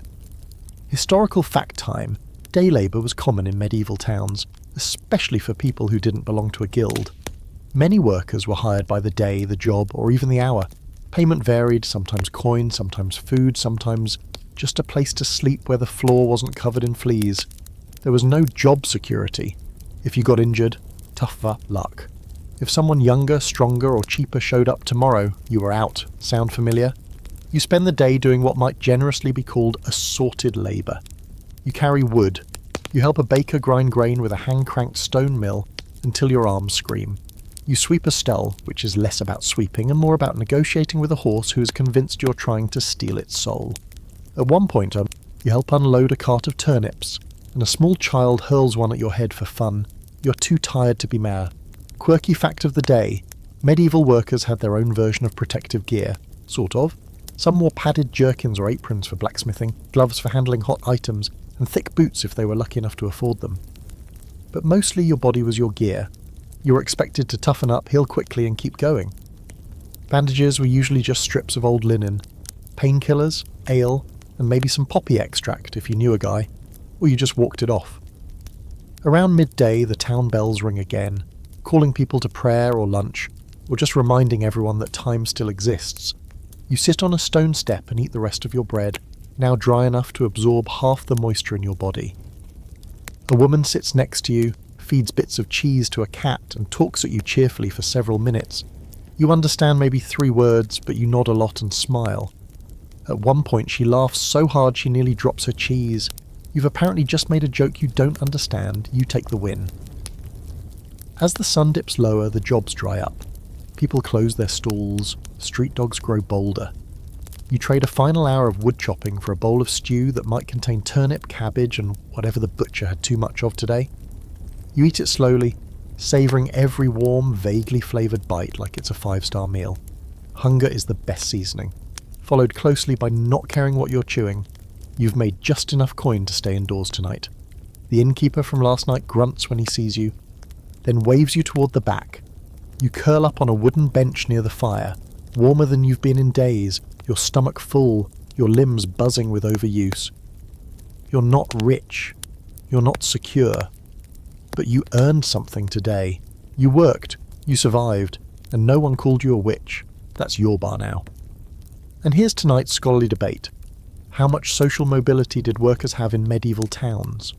Some argue that trade and labour allowed poor workers to rise, maybe not into nobility, but into modest comfort or guild membership. Others insist the system was designed to keep people in their place, with gatekeeping, fees, and nepotism blocking most paths upward. The truth likely depends on where you were, what you knew, and who you knew. Luck, as always, played a bigger role than anyone wants to admit. You fall asleep to the sound of fire crackling and someone snoring nearby. Your hands ache, your feet are blistered, but your pocket holds 3 small coins. That's 3 more than yesterday. And maybe, just maybe, the start of something. You're not just surviving the Middle Ages, you're working them. You don't mean to break the law, you really don't. But in the Middle Ages, that line between innocent mistake and public execution is thin, blurry, and usually drawn by someone who hasn't bathed in 3 weeks and owns a very sharp stick. All it takes is one wrong move, one misunderstood word, one overly long stare, one piece of bread you didn't realise wasn't yours, and suddenly you're in the middle of a situation no amount of polite nodding can fix. It happens on a grey afternoon. The kind where the air feels heavy and everything smells faintly of wet stone and livestock. You've been helping in a tannery, which, by the way, is a job invented by someone who hated noses. You smell like a rotting leather and ammonia, and your hands are stained yellow from something you're pretty sure was alive last week. You're heading toward the market for a break, maybe to spend one of your precious coins on an overcooked onion or a half mug of ale, when you see it, a pair, sitting on a cart, alone, unwatched. To your 21st century brain, this is a mild thing, a snack left out in public. In your world, fruit sometimes gets passed around at offices like weird corporate offerings. In this world, touching produce without permission is social heresy. Taking it, well, that's theft. And theft, even of a single piece of fruit, is a capital crime in some towns. But you don't know that yet. You pick it up, barely registering the action, already turning to look for someone to pay, when a shout cuts through the air, sharp, loud, and very much directed at you. A man barrels over, arms flailing, shouting words you half recognise. Thief! And hands, and something that might have been, hang him, which feels excessive for fruit. You try to explain, stammering apologies, holding out the coin in your palm. Too late. A crowd forms, because of course it does. Medieval Europe doesn't have TV, and spontaneous public drama is the next best thing. People close in fast, some shout. One woman spits near your foot for dramatic effect. You try to stay calm, to speak slowly, clearly, even though your heart is pounding so hard it feels like your ribs might snap. 2 men grab your arms and drag you toward the town square. A bell starts ringing. Not the friendly churchy kind. This one is loud, fast, a frantic clang that turns heads and tightens shoulders. You realise to your horror that you're about to be judged. The town crier appears, puffed up like a rooster with authority. He listens to the merchant's accusation, eyes you, and nods solemnly like he's heard this all before and really wishes he hadn't skipped lunch. A man in some sort of official garb, half bailiff, half butcher, asks if you have anything to say. You hold up the coin again, beg with your eyes, and repeat the words you hope translate to, "It was a mistake." And here's your historical fact. Medieval justice was fast, local, and brutal. There was no presumption of innocence. Trial by jury existed. But mostly in later periods and in more organised regions. In many towns, local lords or officials could act as judge, jury, and executioner. Penalties ranged from fines to flogging to death, public and theatrical. A trial could take 10 minutes. A punishment could last hours or days. You're incredibly lucky. Maybe it's your pathetic face. Maybe it's the coin. Maybe the merchant has a soft spot for fools. But instead of dragging you to the gallows, the bailiff declares you guilty of attempted theft and sentences you to a day in the stocks. The crowd sighs, disappointed honestly, but follows you anyway as you're marched to a wooden frame in the square. You're shoved down, arms and head locked into place, and the wooden lid slams shut with a satisfying clunk. You're now the main character in a medieval punishment scene. And here comes your quirky fact. The stocks weren't just for punishment, they were for public humiliation. People were encouraged to throw things, rotten vegetables, mud, insults, anything that reminded you you'd messed up. It wasn't about pain necessarily, it was about shame. You were made an example, a very visible one. For the next few hours, you're pelted with cabbage, jeered at by children, and lectured by an old man about respecting fruit. A pig walks by and sniffs your boots like it might take a bite. You start to appreciate the full power of the collective judgment. It's not the stocks that hurt, it's the eyes, the whispers, the laughter. You're not human here, you're the punchline. As the sun lowers and your neck aches from holding up your head, the bailiff returns, unlocks the stocks, and waves you off like you're cured. You stumble away, face crusted with vegetable bits, ego bruised into powder. But alive. That's something. Here's tonight's scholarly debate. Did medieval punishment deter crime, or just publicly shame the unlucky? Some argue it kept order in communities where prisons were rare, and law enforcement was improvisational at best. Others suggest it was more about theatre, spectacle that reinforced hierarchy and control. The truth is, as usual, somewhere in between. Fear kept people in line, so did gossip. Nothing spreads faster than the story of a fool in the stocks over a pear. You rinse off in a trough, pat your sore arms, and hobble back to your shed. No one speaks to you on the way, no one meets your eyes, but you're not dead, not even injured, really. Just known. And in this world, being known is risky business. You'll be more careful now, you'll ask before touching, you'll double-check your surroundings, you'll never look at pears the same way again. You lie down, exhausted, and close your eyes, still hearing the crowd's laughter echoing behind your ears. Tomorrow you'll try to blend in again. Tonight you sleep as the guy who stole a pear. You spend the next day trying to shrink. Not physically, though the way your back still aches from the stocks. It feels like you've lost an inch or two. But socially, spiritually, reputation-wise, you walk with your hood low, shoulders hunched, doing your best impression of someone who has never even seen a pear, let alone tried to swipe one. Unfortunately, medieval gossip travels faster than horses, and everyone seems to know about your criminal fruit incident. The woman who gave you stew last week avoids eye contact. The butcher's apprentice smirks as you pass. Even the chickens seem judgmental. And then, as if the universe has decided you haven't suffered enough, you remember a small but devastating detail, your gender. Or more accurately, the way gender dictates everything here. You've noticed it before, of course. The men dominate the taverns, the trades, the authority. The women handle food, children, fabric, and survival. Rules are drawn sharply, worn like uniforms, and rarely questioned. People don't ask if you're non-binary, dumpool. They don't even ask if you're happy. They just assign you a slot based on your anatomy and expect you to perform the script. Deviate, and you're either a scandal or a sermon. You've been passing easily enough, you chose a plain name, you dress simply, you act quiet, helpful, not worth notice. But now you're watching people closer, and the division is glaring. The women wash linens in the stream with their skirts hiked up, muttering to one another like a parliament of sparrows. The men shout about horses and taxes and how much ale they can hold. Children copy the roles perfectly. A girl who tries to play dice with the boys is shooed away. A boy who trips and cries is called a lamb and told to toughen up. You begin to wonder, what happens when you don't fit? Here's your historical fact.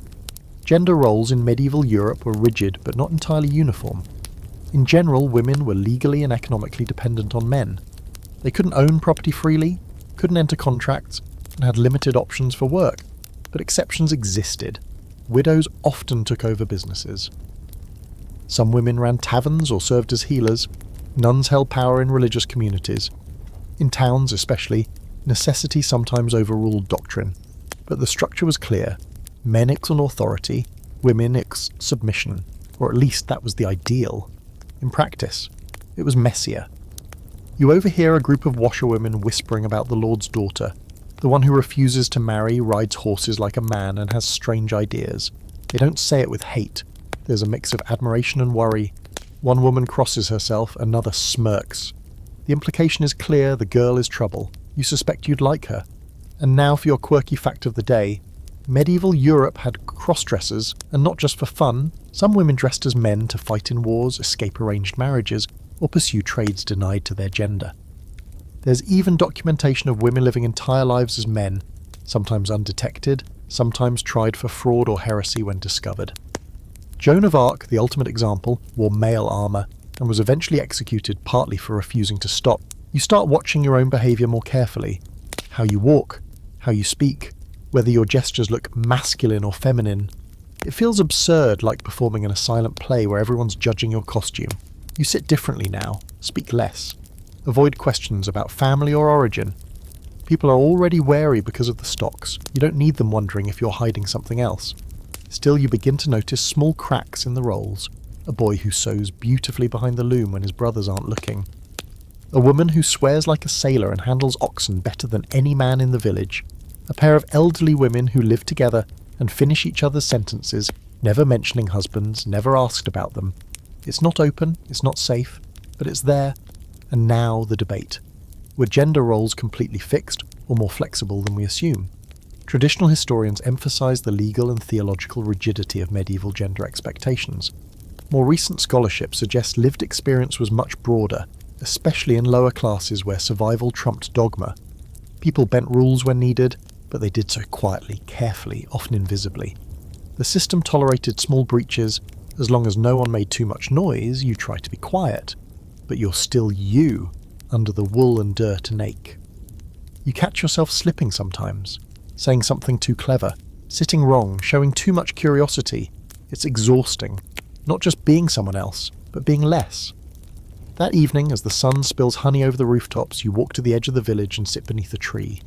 You watch the world carry on without you, men bragging, women hauling water, kids playing at adulthood. You wonder what this place would do to someone who couldn't play the part at all. Someone who said openly, "This is not who I am." Would they be ignored? Whipped? Burned? You don't know and you don't want to find out. A dog trots over and sits beside you, tail wagging lazily. It doesn't care what role you play, it just wants crumbs. You give it the last of your bread and lean back against the tree, staring up at a sky that hasn't changed in 1,000 years. Tomorrow you'll keep your head down. You'll play your part. But tonight, you breathe in deeply as yourself. You hear the lute before you see the lovers. It's twilight, the hour when medieval life softens, when work slows, fires are lit, and even the air seems to sigh in relief. You're lingering near the edge of the square, rubbing your sore shoulder from a day spent hauling buckets for a mason with zero concept of mercy, when a lazy melody drifts through the air. It's a low, twangy sort of music, rhythmic and wandering. You follow it instinctively, drawn to the sound like a moth towards someone else's terrible life choices. The lute belongs to a boy, maybe 17, lean and long-haired, perched atop a barrel like he owns the entire street. He plays with the kind of casual arrogance only someone in love or recently dumped can manage. Nearby, a girl leans against a stone wall, watching him with a mix of amusement and boredom. He strums. She rolls her eyes. He sings a verse about her eyes being like lanterns. She corrects him. Lanterns are ugly. Try stars. You've stumbled upon medieval flirting, and you are immediately deeply uncomfortable. Love here is not what you're used to. There are no dating apps, no texting under the table, no Spotify playlists. Romance is public, performative, and extremely influenced by land ownership and dowries. Marriages are made by families, contracts, or local customs. Feelings are optional, especially among the wealthy. Among the poor, love still blooms, but it's often a side quest.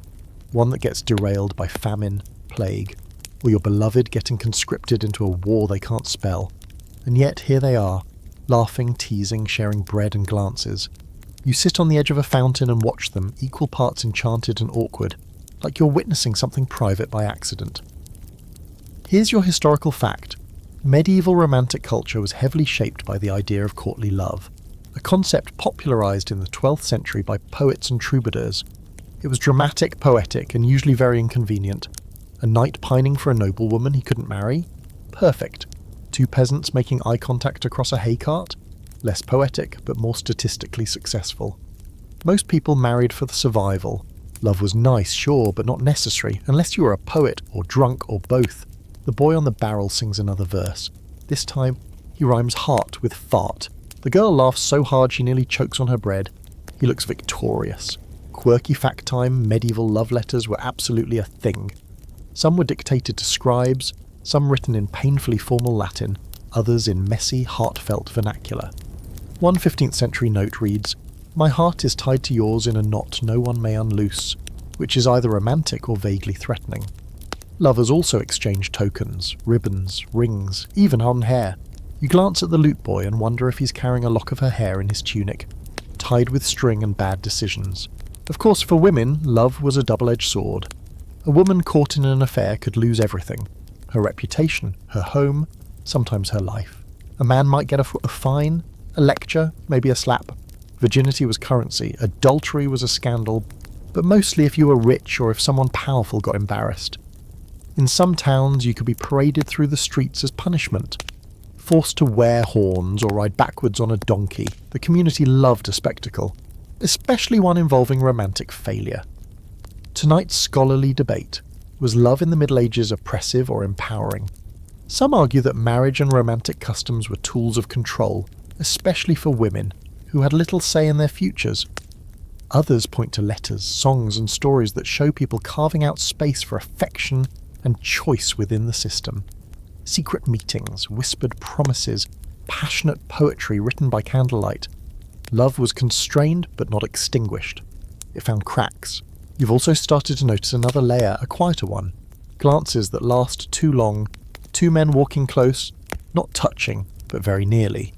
A woman lingering at the bakery just a little longer than necessary when a certain other woman is there. These aren't the sweeping romances of ballads, but they're real, delicate, risky. You realise with a small jolt that queer love has always been here, just hidden behind layers of safety and coded words. The lute boy finishes his song. The girl leans forward, kisses his cheek, and steals the last bite of his bread. He looks like he's just been knighted. She walks off without looking back. He watches her go, then resumes strumming, softer now. You don't understand the lyrics, but you understand the feeling. As the street empties and night pulls over the town like a heavy cloak, you walk slowly back to your usual spot beneath the eaves of the cooper's shop. You pass couples here and there, some bickering, some whispering, one clearly sneaking off toward the woods for reasons that involve zero actual hiking. Love here is messy, limited, complicated, but it still burns. You lie down on the wooden planks, your tunic still damp from a spill earlier, your arms sore from labour.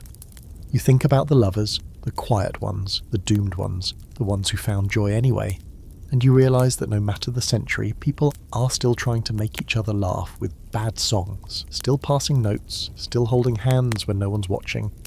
The methods change, the feelings don't. You wake to chanting. Not the distant, polite kind of chanting from a church service, but the intense humming in your bones kind. You sit up fast, too fast, and hit your head on a low beam. Swearing softly, you crawl out from under the cooper's awning and follow the sound. It rises and falls like a wave, layered with voices, all chanting the same name: Agnes, Agnes, Agnes. It's not a Sunday. It's not a feast day. Something else is happening.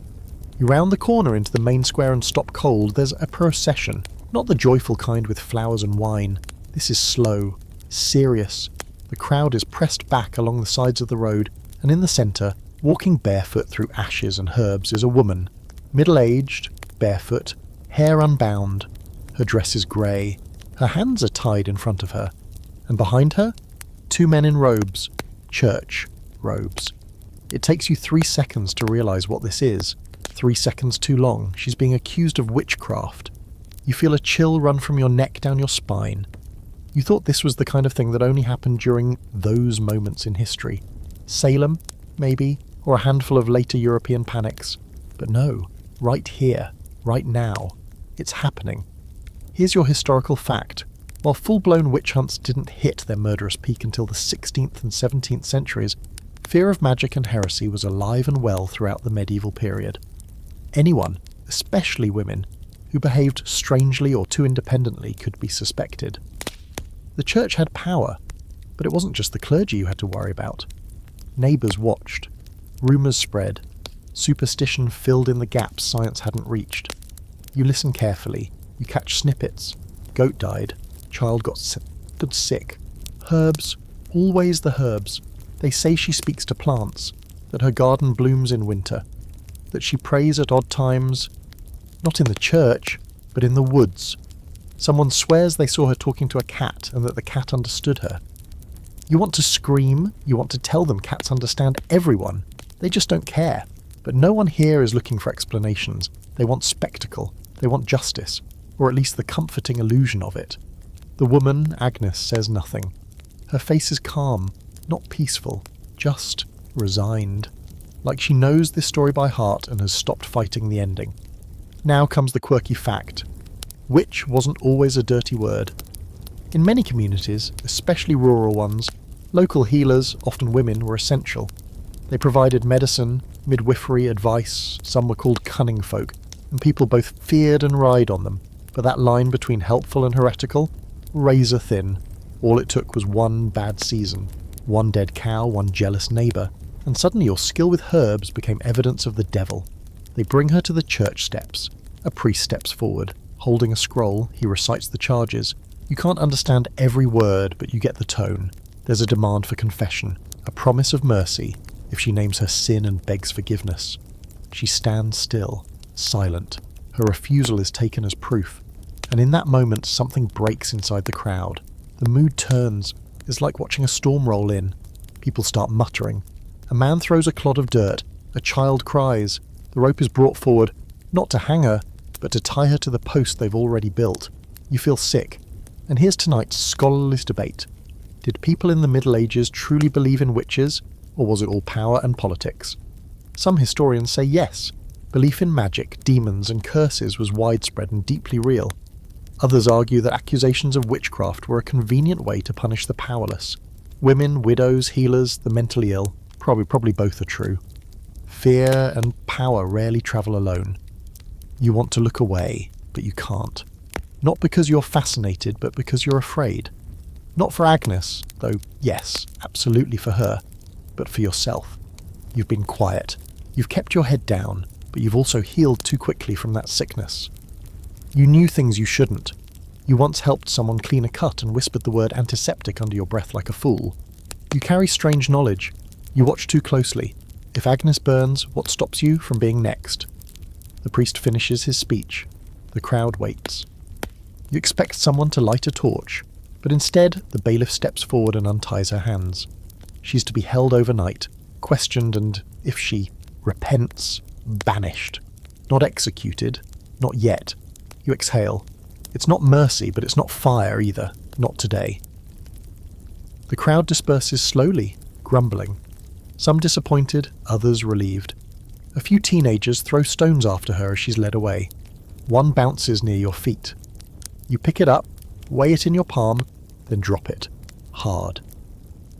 The sun is setting. The sky is bruised with red and purple.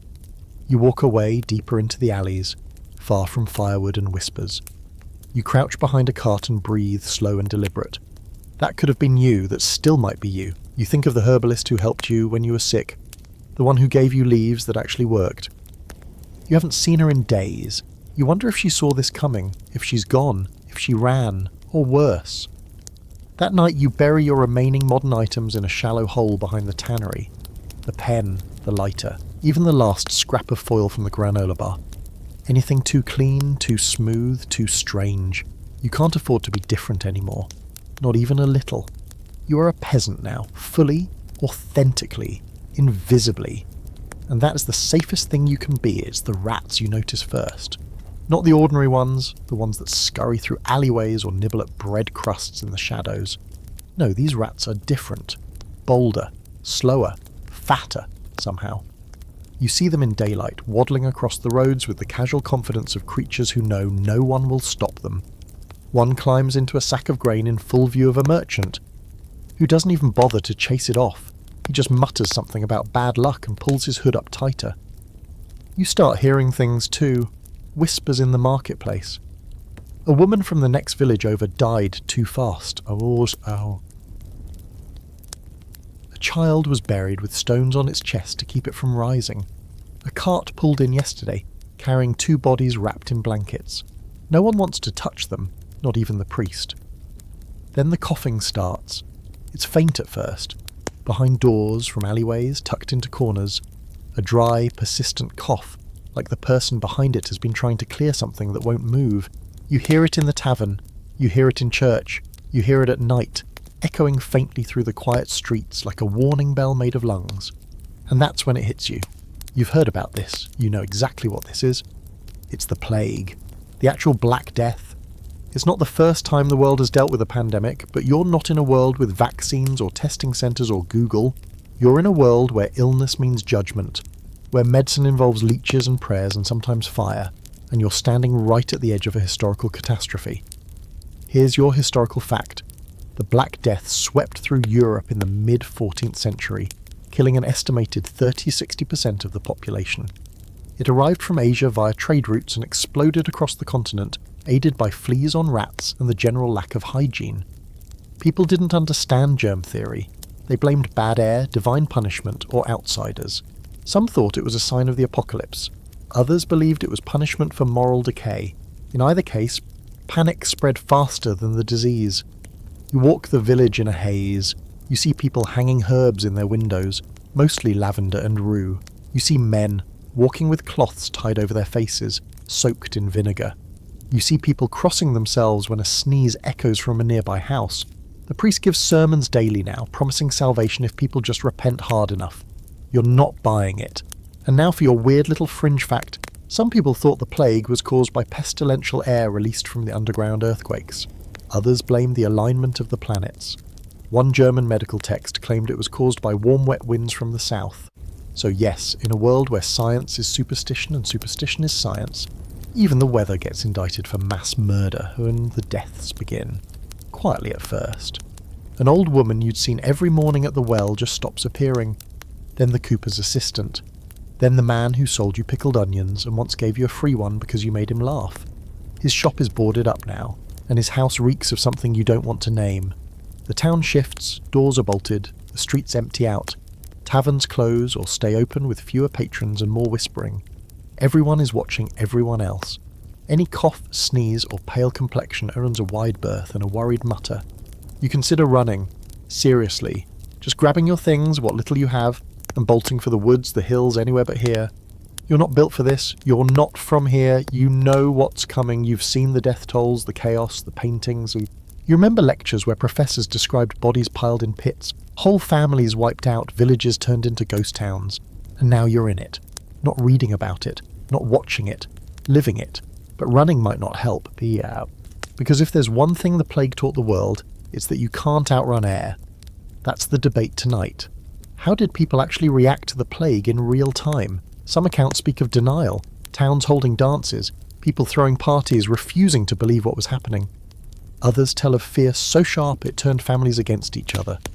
Parents abandoning children. Priests fleeing churches. Towns closing their gates to outsiders and letting them die outside the walls. The truth is all of it happened, all at once. Humanity splintered under pressure. Just like always, you try to help. Quietly. Discreetly. You wash your hands in boiling water, you use vinegar, you advise people to isolate the sick, without calling it that, of course. You just say, keep them in the back room, make sure they rest. You bring herbs to the dying, not because you think they'll cure anything, but because they'll comfort someone. And you lie awake at night, heart pounding, listening for the cough, because once it starts in you, it's over. The next day, the priest walks through the streets with a censer, waving smoke at doorways and shouting prayers. Behind him are two boys carrying a cart as sent. There's already a body in it, covered with a cloth. You turn away, but the image stays with you. It stays when you try to sleep. It stays when you drink. It settles in your bones like a splinter that won't stop itching. You don't know if you'll survive this. Even with all your knowledge, even with all your precautions, the Black Death doesn't care if you're from the future. It doesn't care if you washed your hands. It doesn't care if you've read the history books and memorized the symptom. It just comes, but you're still breathing. For now, and in this world, that counts as victory. The castle appears like a mirage on the horizon, grey stone rising above the tree line, as if the earth itself decided to stack boulders in defiance of gravity. You see it while walking the ridge of a muddy hill, your pack slung low on your back and your feet halfway to ruined from 5 days of plague-dodging travel. It's smaller than the castles you've seen in movies, but still it looms. Walls thick, towers squat, flags hanging limp in the windless air. The villagers you passed along the road called it the Hold. No one said it fondly. You trudge closer. The castle is ringed by a wall with a wooden outer gate, less a welcoming entryway and more a polite warning. 2 guards stand outside, looking about as alert as overworked livestock. They clock you immediately. One grips a spear, the other just chews something and squints, like he's trying to figure out if you're dangerous or just damp. You try the safest line in your growing medieval script. Looking for work, strong back, quiet. This usually gets you a few hours of shovel duty. Instead, they glance at each other and nod. "We need help mucking the trench," one says with a smirk. You're not sure what that means until they point behind the castle wall that there's a moat. Not a clean, romantic moat. A sewage moat. Of course. Welcome to castle life. Let's get this out of the way. Castles are not cosy. They are not romantic. They are not comfortable. They're stone boxes designed for war, intimidation, and maximum draftiness. Inside, the air smells like mildew and old meat. Everything is dark, even in daylight. Torches flicker along damp corridors. The floors are uneven, the ceilings drip. You step through the outer yard and realise immediately that the inside is just as grim as the outside, just enclosed. Here's your historical fact: castles weren't built for luxury. They were military structures first, status symbols second, and homes only incidentally. The early medieval versions were basically fortified keeps surrounded by walls and dirt. By the 14th century, some got fancier: gardens, chapels, even plumbing of sorts, but most were still cold, smoky, and eternally damp. Heating? 1 fireplace per giant room if you were lucky. Bedrooms were drafty stone cubicles. Privacy was a joke. You're given a task: moving barrels of salted fish into a storeroom that smells like it's been weeping for a century. You haul 1, then 2, then lose track of how many. A kitchen boy hands you a rag soaked in something sour-smelling to tie over your face. You thank him with a nod. He stares a little too long before scampering off. The castle is buzzing with activity. Servants hustle through corridors with trays. Dogs roam freely, barking at shadows. You pass a woman scrubbing a floor that looks like it's never not been muddy. Someone yells for hot water. Someone else is throning up into a bucket. A knight limps by, armour clinking, face red and miserable. You catch the word boil. You look away. And now, for your quirky fact, people slept with their animals. Yes, in the same room, often in the same bed, especially in castles. Not because they were weirdos, but because animals meant warmth. Dogs were encouraged. Cats were tolerated. Chickens, well, they just did what they wanted. In winter, human and beast huddled together like a sad medieval slumber party. You see it firsthand when you're ushered into the servant quarters and told to pick a corner near a sleepy goat. You lie down exhausted. The straw mat is damp. The goat smells like cheese. You try to focus on the warmth. Then somewhere above you hear music. It drifts down from the great hall, muffled lute strings, occasional laughter. The nobles are feasting. You're not allowed near, obviously, but you get a mental picture. Long tables, silver platters, meat you can't name. Fancy cloaks, political marriages, fake smiles. You think of the peasants outside digging graves. You think of Agnes tied to a post. You think of the kid in the tavern who tried to sell you his shoes. Life in the castle is better, but only just. Here's the debate for the night.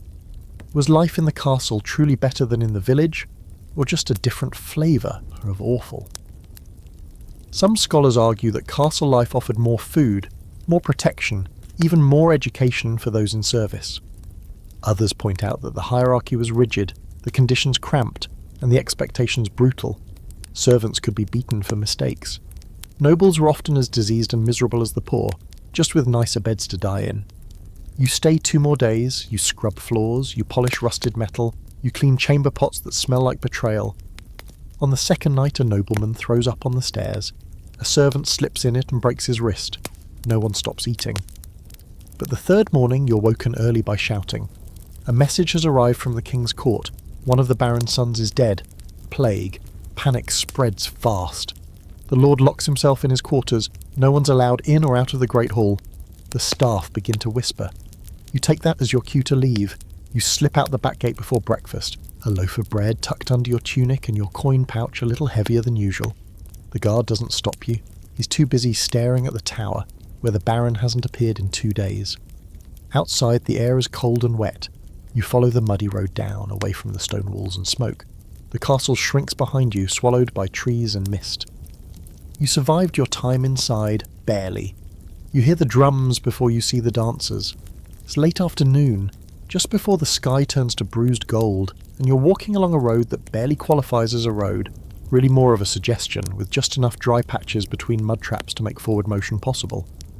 You'd slept the night before in a half-burnt barn, shared your last crust of bread with a dog that looked older than sin, and seriously considered becoming a hermit until your boots disintegrated. Then came the sound, rhythmic, thumping, joyful. You follow it, because what else are you going to do? And because it doesn't sound like grief or fear for once. It sounds like life. You reach a clearing, and there it is, a festival, a real honest-to-God medieval village festival. You don't know what the occasion is. Saint's Day, harvest, the rare day no one's actively dying. But it doesn't matter. The village has gone all in. Ribbons flutter from fence posts, tables sag under piles of questionable meat pies, bread loaves and sticky fruits. Children run barefoot, shrieking with the kind of glee that means something's about to break. People dance in circles, clap in time, spin until they drop laughing into the mud. And at the centre of it all is a man with a drum banging out a beat like he's trying to wake the dead. You stand at the edge of it, unsure. You're still sore from castle work, still haunted by the whispers of plague, still so layered in road dust you're not entirely sure what colour your face is anymore. But the music pulls you forward anyway.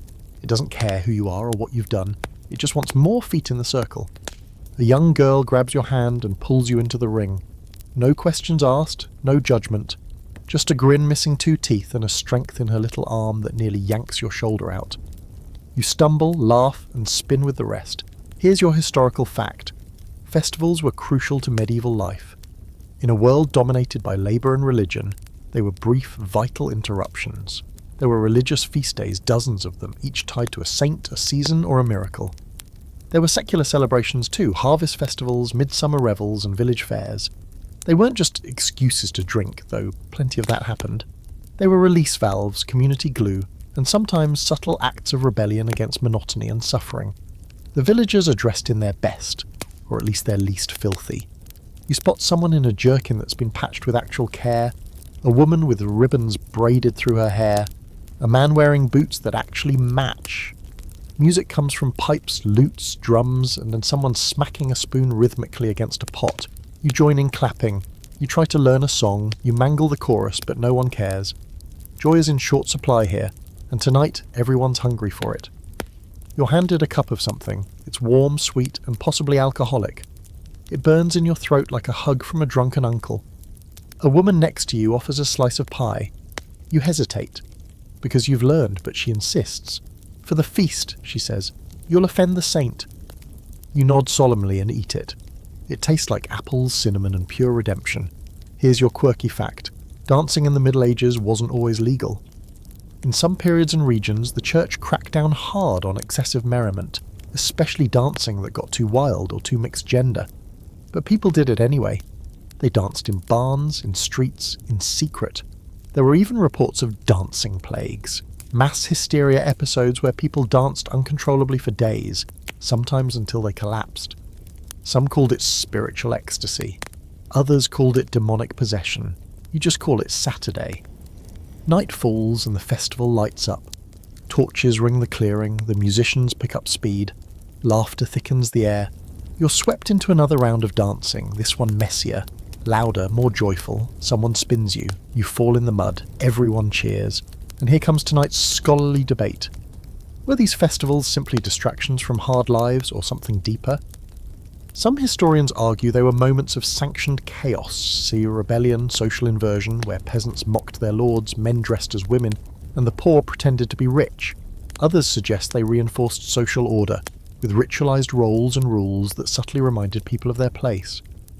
Probably both are true, but tonight, none of that matters. Tonight is about rhythm, firelight, and the brief illusion that nothing outside this circle exists.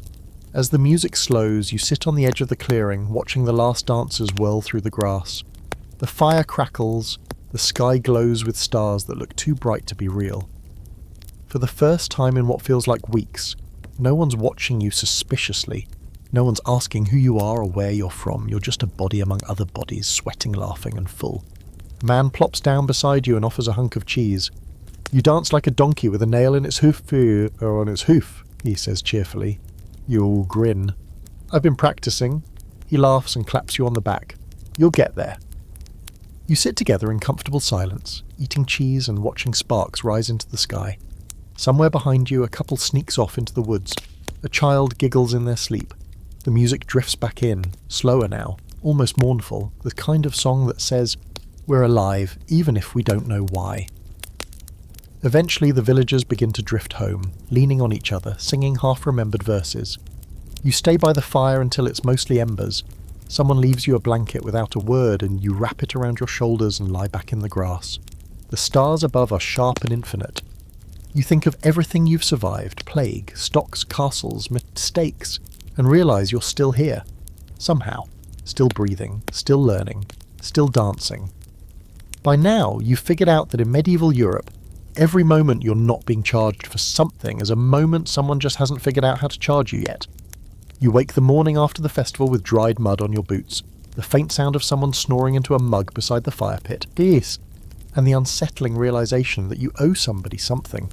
Not money necessarily, though that's always a possibility, but time, labour, loyalty, or, worst of all, taxes. You make your way back toward the village proper, muscles sore from dancing and your breath still thick with smoke and cider. The place feels quieter now, like a hangover has settled over everything. You pass a man sweeping ash from the square. A cart creaks by with someone slumped half asleep atop a sack of cabbages. And then, near the well, you see it. A man with a scroll. He's standing on a small stool, barely taller than the crowd around him, but his voice carries. It has that trained nasal authority only possessed by people who've never worked a day in their life and don't plan to. He unrolls the scroll and begins to read, eyes darting from line to line like the words are offensive even to him. It's a tax list. He's calling names. Every few seconds he pauses and announces how much each person owes. Coin, grain, labour. Chickens, wool. One poor soul apparently owes 3 hens and a week of roofing. Whatever that means. People grumble. One man mutters a string of curses and gets elbowed by his wife. Another argues. But the scribe doesn't look up. He just taps the scroll and moves on. You shrink into the background as you always do. Your name isn't on the list, but it could be if anyone decides you've overstayed your welcome. You've managed to scrape by with odd jobs and leftover food, but in this world, nothing is free forever. Someone always wants something, and if they don't want money, they want labour, or loyalty, or both. Here's your historical fact. Medieval taxation wasn't just about money, it was about control. There were land taxes, hearth taxes, marriage taxes, and sometimes absurdly specific ones, like bridge tolls, mill fees, or feather duty for sleeping under more than one blanket. The church demanded tithes, usually 1/10 of everything you earned, grew or found, because God apparently had expensive tastes. And if you couldn't pay in coin, you paid in goods. If not goods, then labour. And if you couldn't manage any of those, that's when things got uncomfortable. You watch as a woman offers a basket of eggs instead of coin. The tax collector inspects it like it's a suspicious package. Finally he nods. She hurries away before he changes his mind. Now comes your quirky fact. In some towns, tax debts could be inherited. Yes, if your father owed back taxes, congratulations, you now owe them. This led to entire families being locked in cycles of debt for generations. In more than a few cases, people left their villages in the dead of night just to escape the list. Becoming a vagabond was risky, but so was starving while technically at home. You consider leaving again, not dramatically, just quietly. Slip out one morning, find another village, blend in again. But you also know the system is the same everywhere. Different lord, same rules, different tax collector, same scroll. You could spend the rest of your life running from numbers written in ink. The village elder spots you.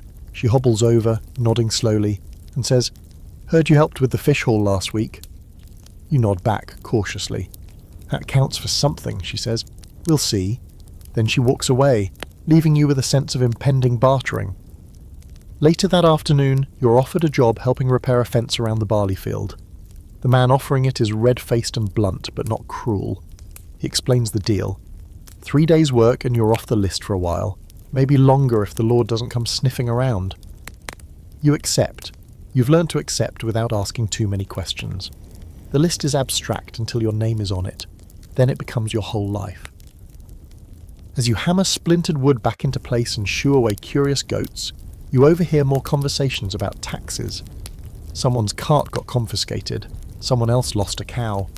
A young man argues with his uncle about whether it's better to lie low or just go to the castle and pledge fealty directly, hoping for better treatment. Better treatment probably means not being whipped for breathing too loudly. Here's your scholarly debate for the day. Was medieval taxation deliberately oppressive or simply chaotic and necessary? Some historians argue the system was exploitative by design, created to keep peasants permanently poor and dependent. Others claim it was a clumsy attempt at organising resources in a time without calculateurs or centralised records. Either way, it didn't feel fair, and in the absence of fairness, resentment brewed like ale left in the sun too long. You finish the fence just before sunset. Your hands are blistered, your shirt sticks to your back, but you're handed a slice of barley bread, a half-empty jug of water, and something more valuable, a quiet nod of acknowledgement. You're no longer just the stranger, you're the one who patched the barley fence. That night, you sit by the fire with a few of the other workers. No one talks about money. They talk about the harvest, the weather, the time old Eamon tried to fight a goose and lost. It's funny, it's ordinary, it's safe, but you still feel the list. Even when no one reads it aloud, it's there, hovering like smoke, always ready to name names. You understand now that surviving here isn't just about food or weather or avoiding plague, it's about staying off the list. Or at least staying far enough down it that no one comes knocking with a sack and as a rope. You lie down on your mat, eyes on the ceiling, heart slower now. You're not rich, you're not free, but for one more night, you're not in debt. And that's everything. It's a sword, a real one, long, heavy and gleaming slightly even in the grey light of early morning. You find it resting against a wooden rack near the training yard of the local manor house, unattended for all of 5 seconds before your inner modern instincts betray you, and your hand reaches out like you've just stumbled onto Excalibur. You grip the hilt. It's heavier than you expect, not unliftable, just dense, like it knows more about murder than you do. You freeze mid-lift as a voice growls from behind you. That's not a toy. You turn sheepishly to see a man in a padded gambeson watching you with arms crossed and a look that suggests he's seen too many people like you. Eager, clueless, probably not long for this world. You know how to use that, he asks. You consider saying yes. Then you remember that swinging a foam blade in a LARP session doesn't qualify as training. You shake your head. He sighs. Didn't think so. But instead of taking it from you, he points to the field. You want to learn, and he asks. You'll earn it. And just like that, you become a squire, or something vaguely like one. You're not technically attached to a knight, and no one is calling you my page, but you spend the next several days hauling armour, feeding horses, polishing mail until your fingers go numb, and watching men hit each other with sticks that absolutely do bruise. Your introduction to medieval weapons is not a romantic one. There's no elegant duelling, no dramatic training montage, just relentless repetition and dull pain. You start with a wooden waster, a practice sword, and try to master the footwork, which is more dancing than slashing. Step forward, step back, guard, parry, repeat until your calves scream. Here's your historical fact. Real medieval swords weren't nearly as heavy as people think. Most longswords weighed between 2.5 and 4 pounds. They were balanced, meant for both cut and thrust, and used in combination with grappling, kicks, and the occasional desperate prayer. The armour they were designed to face off against evolved over time, from mail to plate, and so did the weapons, axes, maces, polearms. You quickly learn that being armed in this era doesn't make you powerful. It makes you responsible for not dying creatively. Your instructor is a grizzled veteran with more scars than you'd prefer to count, and the patience of someone who's trained idiots before teaches you the difference between a fenimmt and a flourish, why swinging wide gets you killed, and how to use your opponent's momentum against them. He also teaches you how to fall, which you do, constantly. By the end of the week, your arms ache so badly that lifting a spoon feels like an act of heroism, but you've improved. You can disarm a lazy opponent. You can land a blow without tripping over your own feet. You're still not ready for a real fight, but you look like you might survive one. Maybe. And here's your quirky fact. Some knights trained with pigs. Not on pigs, against them. Pigs were smart, quick, and weirdly aggressive. making them perfect for simulating unpredictable enemies. There's even a legend about a boar killing a knight during a training session gone horribly wrong. You ask your instructor about this. He just laughs and says, "We use drunk stable boys instead, less screeching." During a break, you get your hands on a crossbow. It's crude, powerful, and terrifyingly silent. You fire it once, and the bolt thuds into a target with a force that makes you take a step back. There's no dramatic twang, no warning, just sudden, final impact. You hand it back with the care of someone passing off a loaded missile. Tonight's scholarly debate: was the medieval warrior truly an elite professional or just a well-fed bully with fancy gear? Traditionalists point to the chivalric code, knightly orders, and rigorous training regimes. Critics argue many knights were rich brutes whose loyalty was for sale, and whose moral code conveniently flexed around looting. The truth is, as always, somewhere in between. There were noble warriors, and there were absolute disasters in armour. You've met both, sometimes in the same person. That evening you help clean the weapons. You oil a blade slowly, the repetitive motion calming. The metal feels real now, not just a symbol, but a tool. You understand now what it means to carry one, what it costs.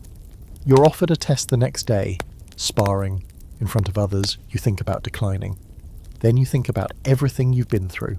The stocks, the plague, the fields, the festivals. You pick up the waster and nod. You lose, of course, but not immediately. Not embarrassingly. You land one solid hit before being knocked on your back by a spinning disarm that takes your legs out from under you. The crowd laughs. Your instructor grunts approval. "Better than your first day," he says. "You didn't die." You take it as high praise. You leave the yard that night with a bruise on your hip, a split lip, and a strange, unexpected pride. You might never be a knight. You might never win a duel. But you understand now what those stories leave out: the mud, the blood, the sheer exhausting grit of it. And you know this much: if someone swings at you tomorrow, you won't just stand there. You'll raise your sword. And that, in this world, is everything. You miss books, not the idea of them. You've seen a few here. Massive, chained to lecterns filled with spidery Latin script that looks like it was written during an earthquake. You miss real books, pages you can turn without fear of tearing ancient vellum, sentences in modern English, fiction, instructions, anything with margins that don't smell like a damp goat. The first time you see a proper manuscript up close, you're sweeping out a chapel annex.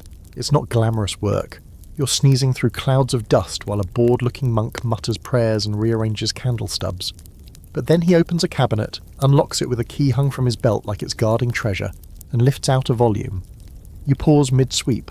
The book is huge, maybe 18 inches tall, bound in cracked leather with a silver clasp. He doesn't open it immediately. He just holds it like it might vanish.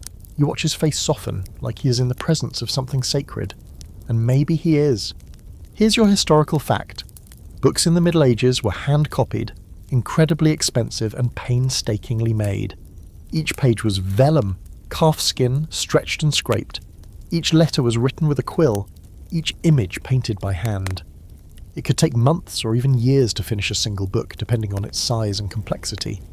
Monasteries were the main production houses, and monks often worked by candlelight, bent over desks until their backs gave out or their eyes failed. You try to look away, but you can't, so the monk sighs and beckons you over. To your shock, he lets you see the page, just one. The Latin means little to you, but the illustration is stunning. Rich blues and reds forming a golden-winged angel. You point to it. He grins. "Illuminated," he says. You repeat the word like a prayer. He lets you help dust the library for the next week. There are only 7 books, but each one is treated like a holy relic. You begin to realise they are. These books aren't for entertainment. They're for keeping truth alive, preserving it, copying it, sometimes censoring it too. You notice one volume where a passage has been carefully scraped away, then rewritten. You ask casually, "Mistake?" The monk's face flattens. "Correction," he says. You don't ask again. Here's your quirky fact. There were books bound in human skin. Not common, thankfully, but it happened, usually as a form of morbid commemoration or punishment. You don't see one here, but the possibility chills you. Some medieval librarians took preservation very seriously. You ask if you can learn more. Read, maybe. The monk narrows his eyes. "Can you read Latin?" You shake your head. He shrugs. "Then learn." And just like that, he hands you a slate and a piece of chalk. You begin with the alphabet, written in precise lines. A, B, C, then syllables, then whole words. Days pass. Weeks. You practice between chores. Your fingers are always smudged with chalk. The other villagers think you're being punished. They call it penance reading. You don't correct them, but here's the thing, literacy is power. Quiet, slow-burning power. Once you can read, even a little, the world cracks open. Signs start making sense. Names, lists. You spot your name in a tithe ledger and realise they've been spelling it wrong. You see a warning posted outside the church, something about contagion and keeping to your homes, and realise half the town hasn't obeyed because they can't read it. The monk lets you translate, loudly. You do. People listen. And here's your scholarly debate for tonight. How widespread was the literacy in the medieval world, really? For a long time, the assumption was that almost no one outside the clergy could read. But modern research suggests it was more complicated. Many merchants, craftsmen, and even some peasants had functional literacy, enough to read a contract, write their name, understand a sign. Not enough to read philosophy, but enough to survive. You realise how fragile knowledge is, how easily it's hoarded, locked away in books that only a few can read. You begin to understand why the church keeps such a tight grip on learning, why they're so suspicious of wandering preachers, foreign scholars, and, if you're honest, people like you. One afternoon, while helping copy a psalm, you scribble a few words in the margin, not Latin, not even English, really. Just a message. I was here, still learning. You draw a tiny sun beside it. The monk doesn't notice. Or maybe he does and says nothing. Eventually you stop coming to the scriptorium as often.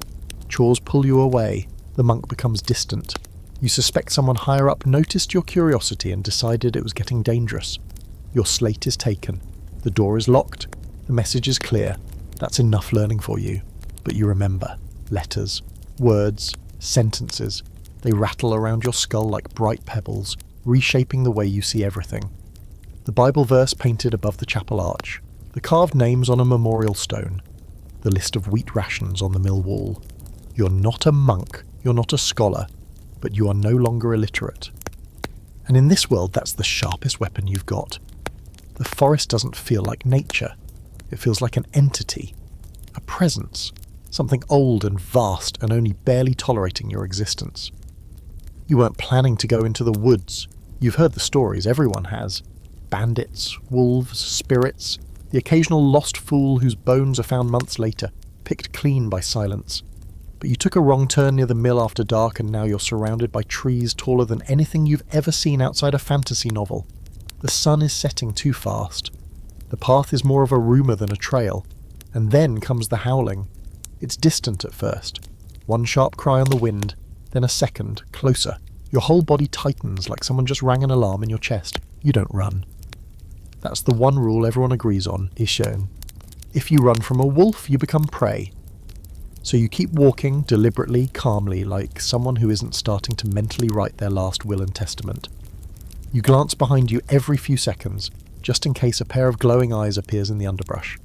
Here's your historical fact.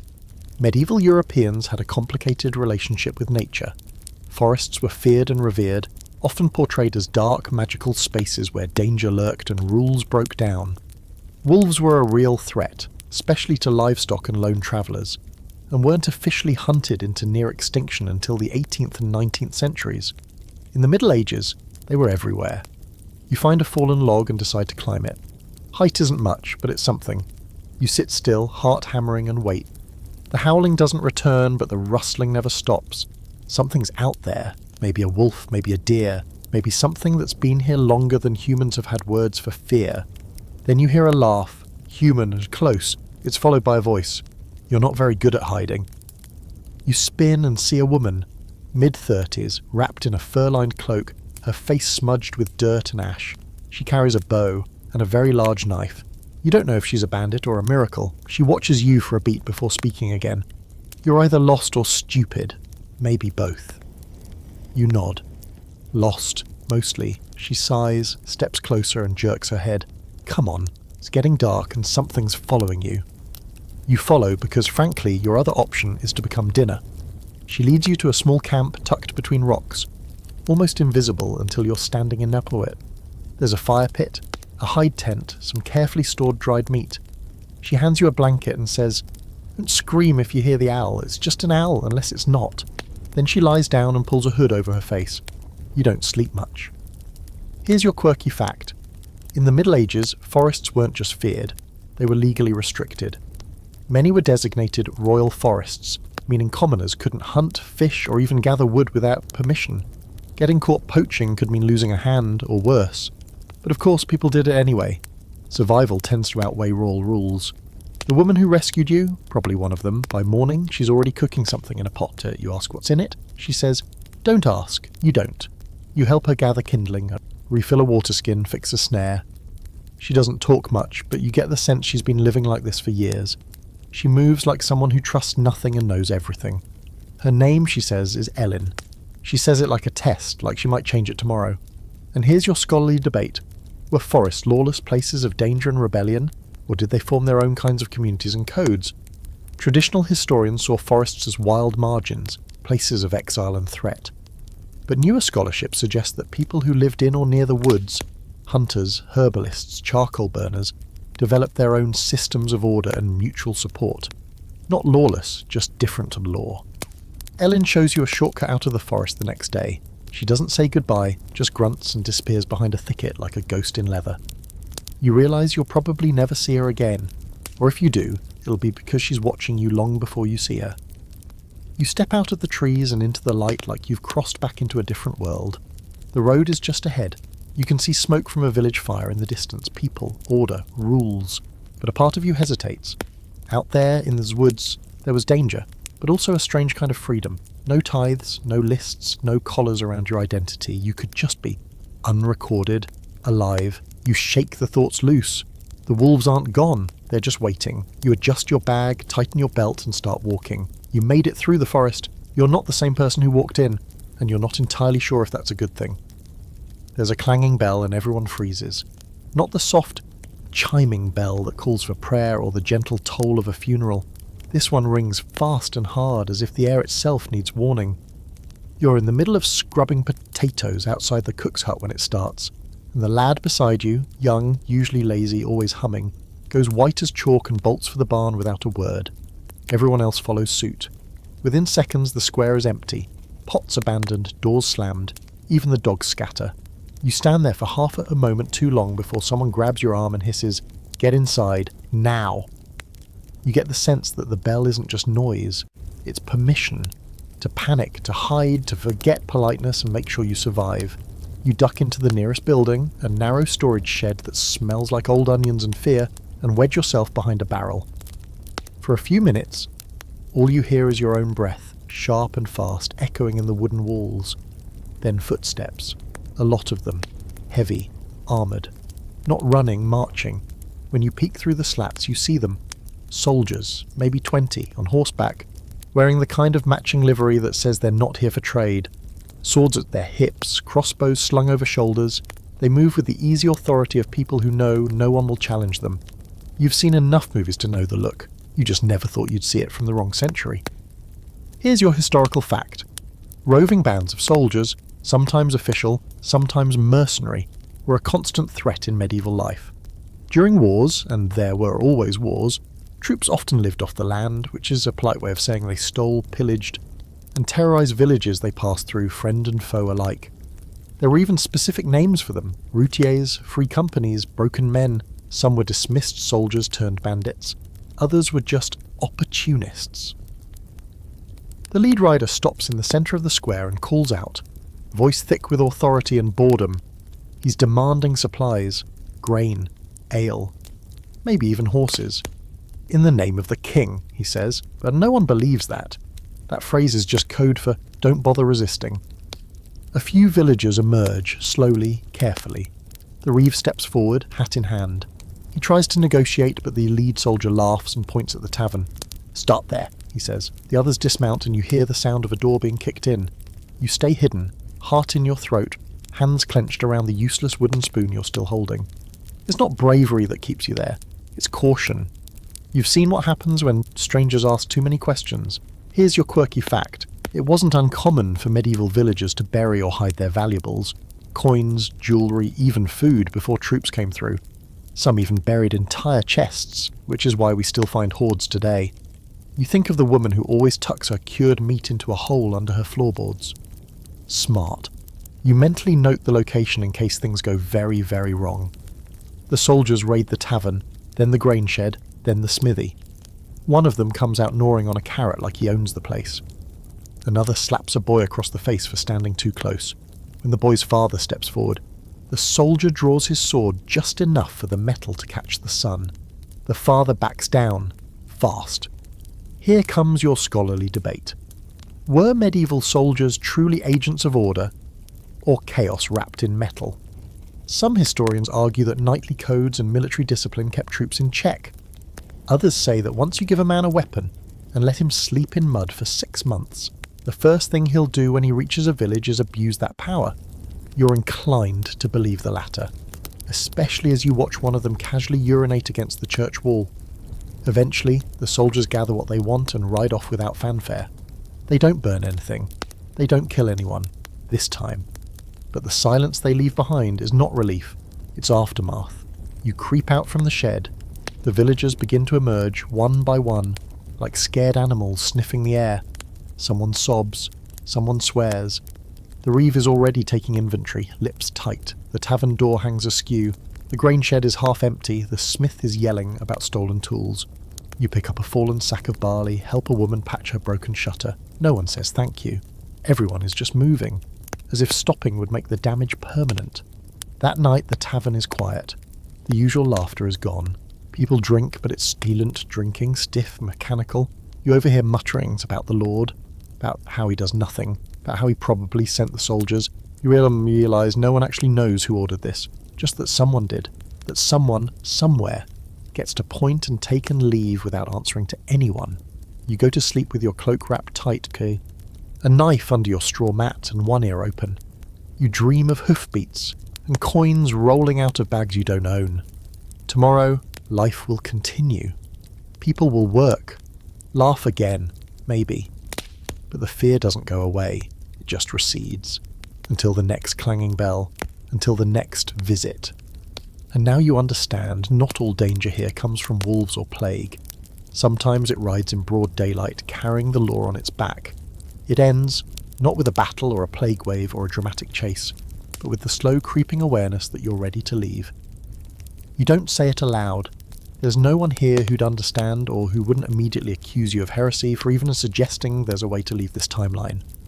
But the truth simmers quietly in the back of your mind, and then one morning, as you sit by the stream with your feet in the cold water and a crust of bread in your hand, it finally crystallizes into a full thought. I've seen enough. It's not that you hate it here. Strange as it sounds, there are things you've come to love. The simplicity of routines, the realness of work that ends when the sun does, the way people look each other in the eye when they speak, because distractions haven't been invented yet.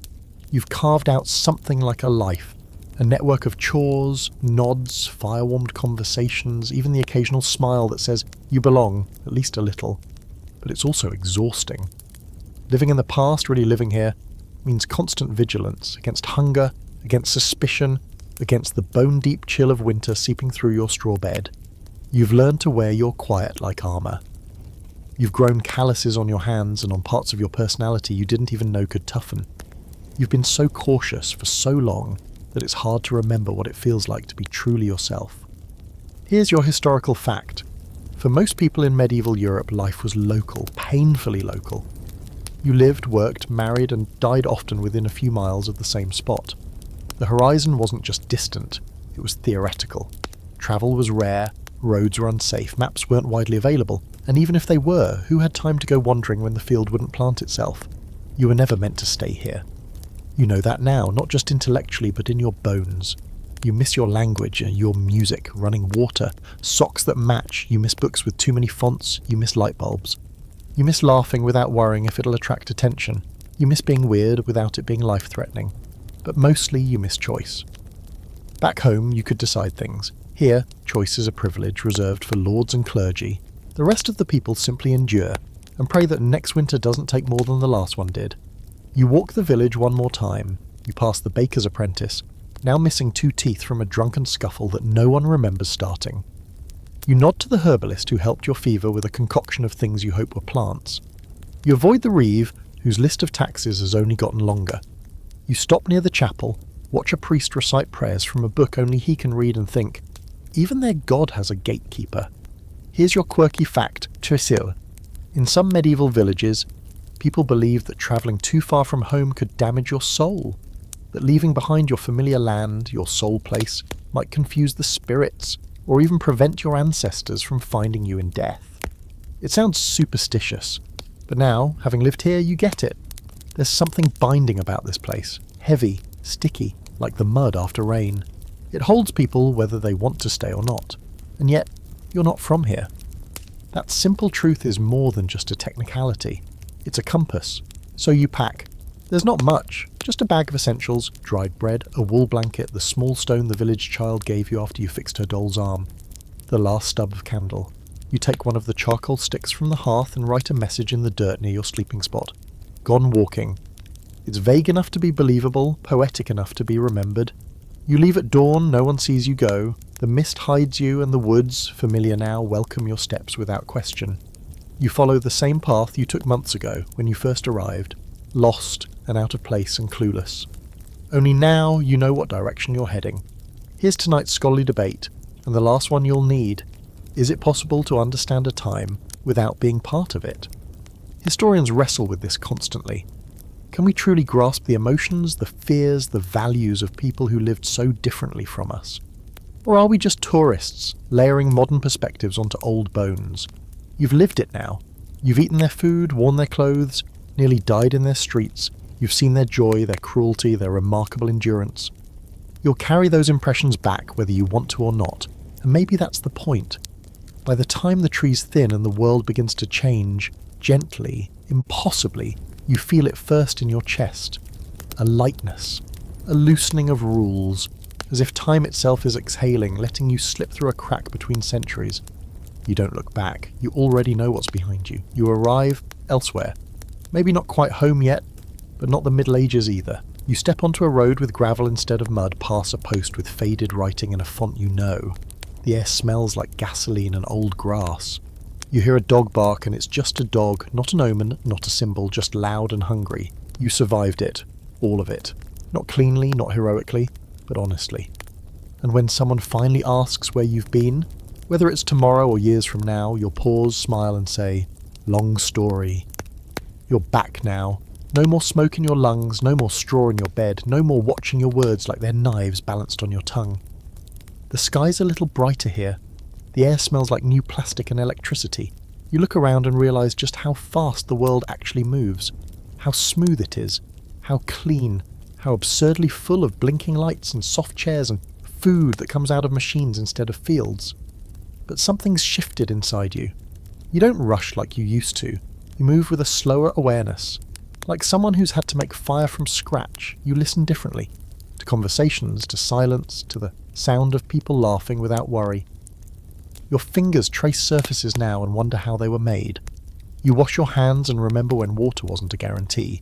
You bite into fruit and half expect it to be rotten or stolen. You don't forget the people either. The girl who danced until she collapsed in the mud. The boy who sang love songs on a barrel. The priest who carried more doubt than scripture. The woman in the woods, eyes sharp as a hawk's. They live in your memory now, shadows, echoes, companions. Not perfect, not noble, just human, like you. Maybe you time-travelled. Maybe you dreamed. Maybe history got its hands on you and refused to let go. Doesn't matter. You came back carrying something you didn't have before. Perspective. So next time life feels overwhelming, try this. Light a candle, turn off your phone, and imagine a world where every small thing you take for granted was a miracle. Because once upon a time it was.